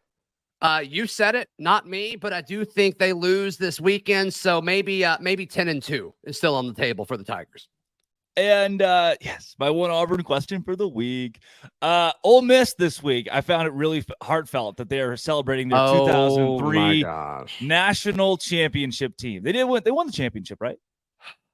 They're honoring their 2003 team against LSU, and they won exactly nothing. They didn't win the West. They didn't win the conference. No. But they had Eli Manning on that team. Ole Miss, what are you doing? What are you doing? It's just Ole Miss cannot get out of its own way. It's crazy. I don't get it. They're trying to act like there's something they're not. So like, all right, Eli Manning, are you free this weekend? No. Okay. What about next weekend? No. What about okay. All right. You can come here. All right. 2003 team. Let's party it up. Get out of here. It doesn't make any sense. Let's bring the whole 2000. You know, the 98 Purdue team. I hear we could bring them back and have a little soiree with those guys too. I just hang the banner, I guess. You know, hang the banner. Love celebrating things that didn't actually matter. I mean, incredible. Maybe the biggest story in college football this week, Zach. Travis Kelce and Taylor Swift are dating. He played college football, and it's all that I've seen all week long. I know that you, a big Swiftie, are super excited about this. I wouldn't say I'm a huge Swiftie, but I definitely don't mind her music. I think I like her older stuff more than her newer stuff. Older stuff's a little more poppy, which is more in my lane. But Happy for him. I'm just glad that Travis Kelce put her on the map. Yeah. Finally, people are talking about Taylor Swift. She's become a little more mainstream. We're going to get taken off the air, by the way. That is Zach Blackerby of the Locked On Auburn podcast. That's I'm right. Drake Toll. Thanks for doing the Zach Blackerby, the Blackerby Blitz. This is my favorite part of my week. Hey, love you a long time, bud. I love you more, Dad. This is Locked On College Football Kickoff Live. That was the Blackerby Blitz.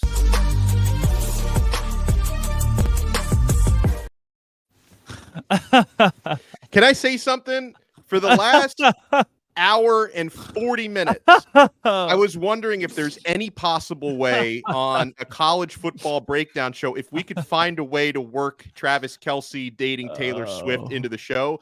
And Drake told you found a way to do it by pointing out that, at some point, Travis Kelce played college. I don't even remember where he played college football. Cincinnati with his brother. How Sorry. did you forget that? I mean, I'm letting him carry my fantasy team. He's a chief to me. All right. He was a smash then. He's a smash. He's a smash with Taylor Swift. It's good, man. I check the hard drives. This is getting crazy. Amazing. Okay? This is getting crazy. But there are a lot of interesting angles too. A lot of that whole Taylor Swift and Travis Kelce thing. For example, is she going to go back to Cincinnati one of these games with him? If I'm just saying, him and his brother are both going to be inducted in that Ring of Honor if they aren't already there soon. Yeah. But we get a Swift appearance. Think about Colorado, Cincinnati, a conference game next year. Deion, Taylor Swift, Travis Kelce. Bro, what's ESPN's going to lose it? Would that be the first time Deion wouldn't be the biggest star at his own game? That would be more star power than the Milky Way can contain. Do you understand? Insane. That is just too much. All the social media posts from every major media outlet, not ours, thankfully, have just only been Deion and Taylor Swift for 2 weeks now, or weeks on weeks. Guys, let's go into some best bets this week. We'll do a couple of minutes of your very favorite games and then wrap up this show today with straight up picks of the biggest contests in college football this week.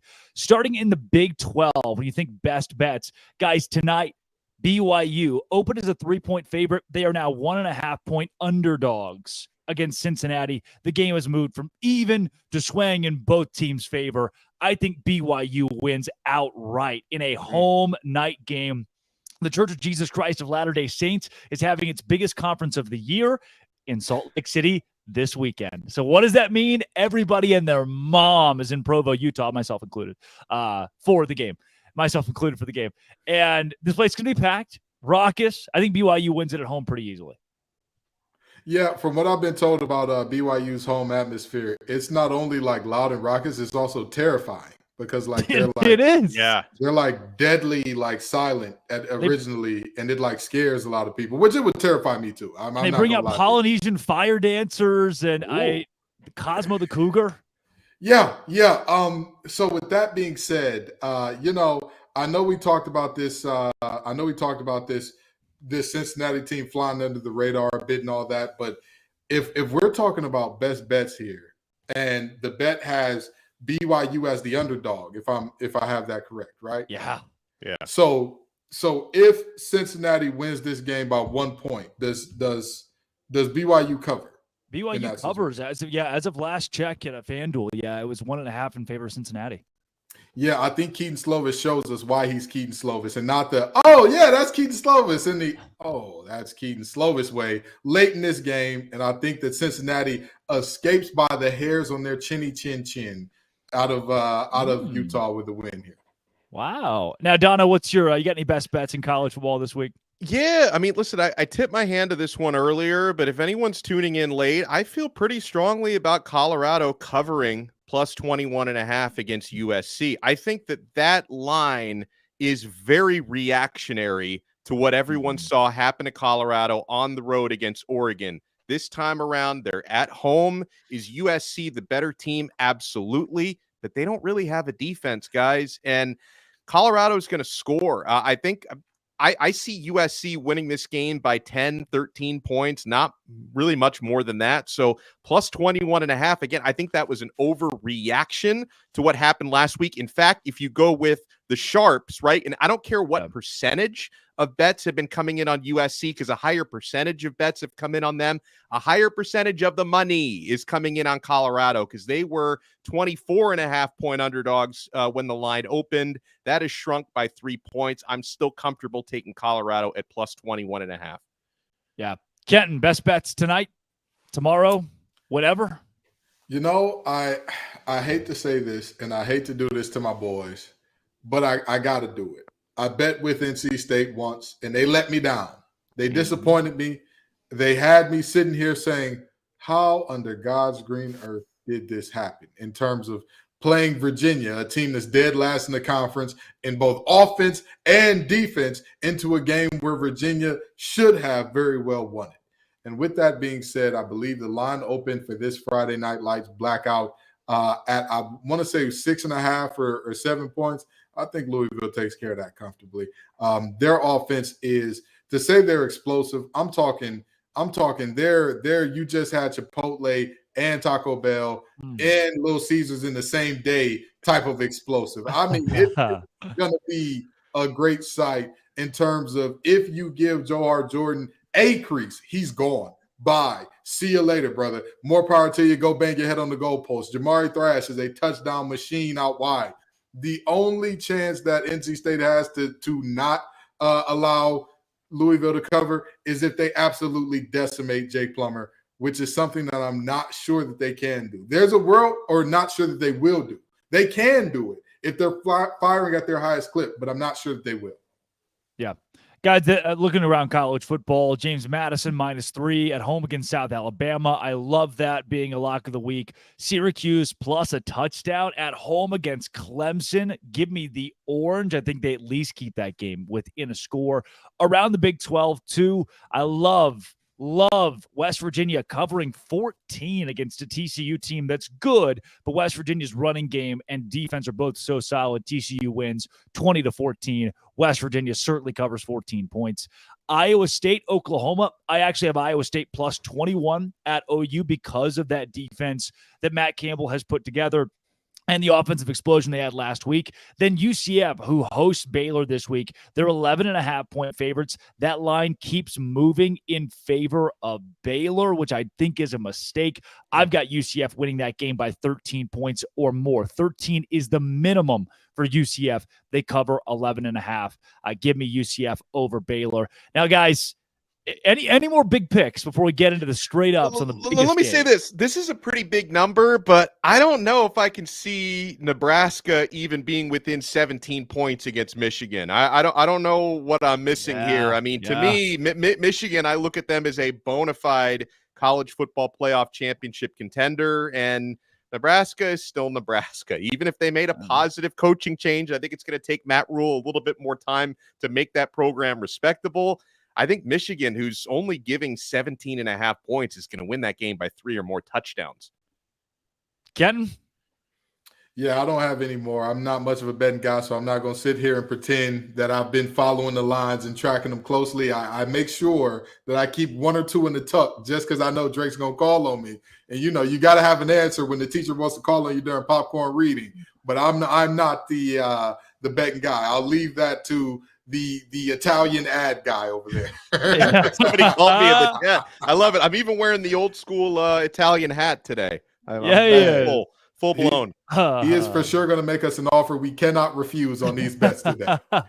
Right. Well, hopefully Dono and I can win you some money. And guys, let's get into the straight up picks this week. It is a noon kickoff in the Big Ten. Penn State is at Northwestern. Northwestern just beat Minnesota. Is there any way the Wildcats get an upset? Dono, who wins?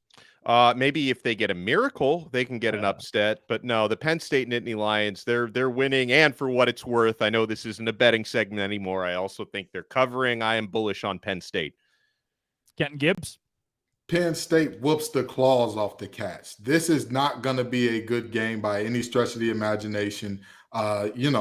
This is you talk about the loss of a coach coming and how that disrupts a program. If you look at the circumstances and the timing under which Pat Fitzgerald was dismissed, there's a reason that this team is as bad as they are. With all due respect, PJ Fleck, you losing that game is more of a reflection on you than it is a positive on Northwestern. Penn State and James Franklin whipped the wheels off them. It's Penn State for sure. This one though, USC Colorado, gets a bit more interesting. See, USC has yet to play a legitimate opponent. They've beaten Arizona State, Stanford, Nevada, and San Jose State, whereas Colorado has big wins over Nebraska and a close win against TCU on the road. The Buffs, give me Colorado in a noontime upset over USC this week. And Dono, it looks like you're not going to agree. No, listen, I thought I was going to be the one who said the nicest thing about Colorado today because I'm pretty confident they cover, but no, they don't win. This is going to be a good old-fashioned shootout. Give me the reigning Heisman Trophy winner. Give me Lincoln Riley. Give me that offense. I just think USC are the better team. I don't think they're going to win it as comfortably as a lot of folks think. And because, again, noon kickoff on the road for a team that's going to feel like 9 a.m. for them, but they still win. Kenton. I hate to say this, but the deciding factor in this game is not going to be the person that everybody thinks, because everybody is thinking, oh, it's going to be Shedeur versus Caleb Williams, and that's going to be the situation here. I'm telling you right now, this game is going to be about Zachariah Branch. The country may not know who he is yet. Zachariah Branch is a freshman do-everything guy. He is being compared to Percy Harvin and Tyreek Hill and guys of that ilk. He is all that and some. And I am telling you, Colorado does not have a single player that can match up with him in any situation to where you can say, I feel comfortable with my guy against his guy in space. Now, here's the problem with that. Lincoln Riley is better than anybody in the nation, potentially anybody in history, at getting his guy against your guy who he knows you can't do anything with him. I think Colorado covers, but it hurts my spirit to be a Detroiter and not pick Buffs. But we're going to go with that's a reference to Cartier glasses, if y'all don't know. We're going to go with the Trojans here. Fight on. It is the Swamp headed to the Bluegrass State, Florida, in Lexington. Dono, do you take Kentucky or the Gators? I think Kentucky wins a close one. My confidence level on this is basically 50-50 between these two sides. Now, I will say our guy Brandon from Locked On Gators gave us a little bit of a negative insight, a reminder that probably doesn't help his cause very much, that the last time Florida went into Kentucky, Florida center, who is still their center, committed 7 penalties. Might want to cut that down a little bit, but I'm going to go with Leary and the Wildcats to win a close one. Kenton. Devin Leary, can you do something for me? The running game is going to be phenomenal. They're going to do everything that they can to run the ball. Or let me not say phenomenal. The running game is going to be the focal point for Kentucky. Yeah. That is what they're going to want to get established more than anything else. Can they do that against Florida right away and straight away? I'm not sure. But if Devin Leary can be enough, if he can be serviceable to good, I think that Kentucky comes away with this game. And with that being said, I think that he definitely will, despite the best protest of Brendan and all the muting in the world, will not be able to mute what is going to happen to his Gators tomorrow. The board loves Kentucky, all three of us riding the Wildcats. Kansas and Texas is a top 25 game at DKR Texas Memorial Stadium. The last time these two teams will play. Head-to-head, Kenton, do you go with the Longhorns? Absolutely. The Longhorns have been my boom team for a reason, and they're going to keep on booming. This is a Kansas team. They are exciting. They can put up points. They have the goods offensively. Defensively, there's some questions. There's still some questions there. There's still some pliability there. And honestly, there's still some depth issues there. Like, let's just be honest.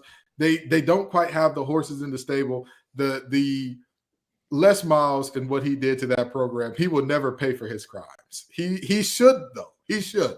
Somebody's going to make him answer for that at some point in time. But luckily, he was cashing those checks all the way to the bank for Texas because, again, the state that he left that program in, they're still not exactly fully recovered yet. Texas wins this game. Dono? Yeah, it is a ranked matchup, like you said, but I hope Kansas enjoys being ranked right now because by the time the fresh batch of AP rankings come out on Sunday, they will not be ranked any longer. Texas is going to steamroll them at home. You know, for so many years, guys, I, like most people outside of the Longhorn State, have been really annoyed by the constant chatter every year. The Horns are back. Texas is back. I think this year they might actually be back, and Kansas is not going to be the team that gets in their way. Hook 'em Horns this week. Board loves the Horns against Kansas at home, despite it being a top 25 matchup. Let's go to tonight. Oregon State, Utah. The Beavs are 4-point favorites at home in Corvallis. Kenton Gibbs, what do you do with this game? Cam Rising is back, folks. Or he should be back at least. He should be back. Cam Rising is going to be back, and we can put to bed the questions about Utah's offense. They're going to be better. They're going to be much improved with a defense that they just shut the door. They do not, it's scoring on them. The chances are slim to none. And Slim's got his top hat on, looking around with a couple to-go plates, hoping nobody's judging him for it. The reality is very simple here. I think that Utah takes this game, but I do think that Oregon State is better than most of the nation would assume. I think that DJU looks good. He looks confident again and all that. And they play some good defense over there, but I just don't think they have enough to beat Utah in this one. You know, I know we haven't heard from our pals at Locked On Bets in a couple of weeks, but I'm going to steal a phrase from Lee Sterling from that show and say, wrong team favored.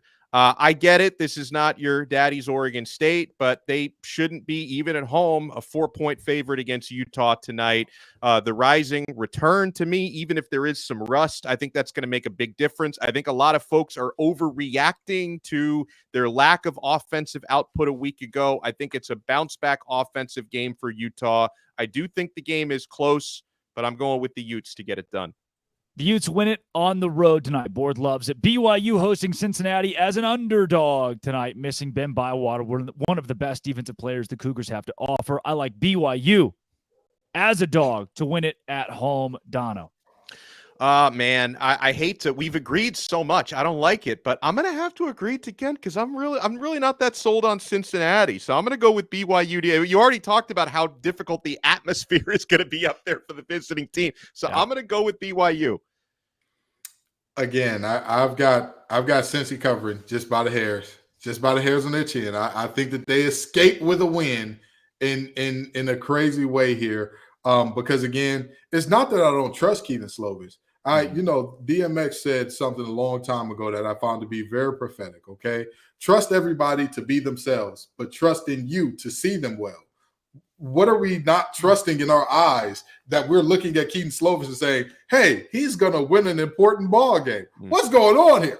Don't get me wrong. He did the thing at Arkansas. That's all he's got in him. He's going to peter out. It's the Keaton Slovis recipe. He wins one game where you're like, oh, my God, could he be serious? And then for the rest of the season, tons of unserious activity from the young man. We'll get tons of unserious activity going forward from him, starting with this game. Guys, our last two here, they're the biggest games of the week. Duke, number 17 in the country, hosting number 11 Notre Dame. Kenton, who wins? Oh, boy, this is such a tough one because this is a big on big. This is an ugly, nasty, gritty. I want to make this dirty type of game. And the reality is I love Duke. They are a team. Defense has shown out every single week this year. I just don't know if I can trust them to beat Estime and company. And it's tough for me to go with Notre Dame in this one. And the more I think about it, the more I think about Notre Dame in big games. And I'm like, their record's terrible. But then it's also like, it's Duke football. Right. Is this that big of a game? I mean, Ohio State, that's a big game. I don't think this is the same. No disrespect to Duke, but this is not a big game compared to that. But this is why, and this is why I'm making this pick, because I don't think that Notre Dame understands this is Duke's Super Bowl, and Duke is going to be up for this game in a way that we have never seen, and Notre Dame is going to sleepwalk through at least the first quarter and a half, and I don't think Hartman has the ability to come back. Immaculate, you got me. If I was Lee Corso, I'd say, give me that hand and put the Blue Devil on. I got the Blue Devils winning a close one at home. Dono, real quick.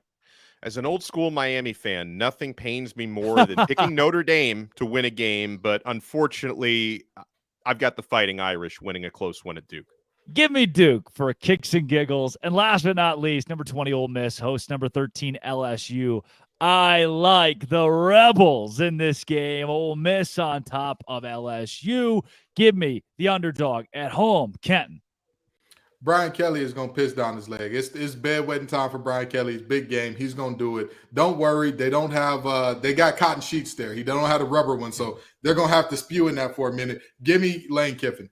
Dono. Thing is, I don't know if I trust Lane Kiffin more than I trust Brian Kelly in this spot. It's a virtual tie there. I just think LSU's the better team. I'm going with LSU. There it is. Folks, that is Locked On College Football Kickoff Live. That is Kenton Gibbs of Locked On ACC and Locked On Wolfpack. That is Alex Dono of Locked On Canes. Drake Toll from Locked On Big 12. Thanks for making us your Friday lunchtime listen every single week. This has been, it always will be, Locked On College Football Kickoff Live.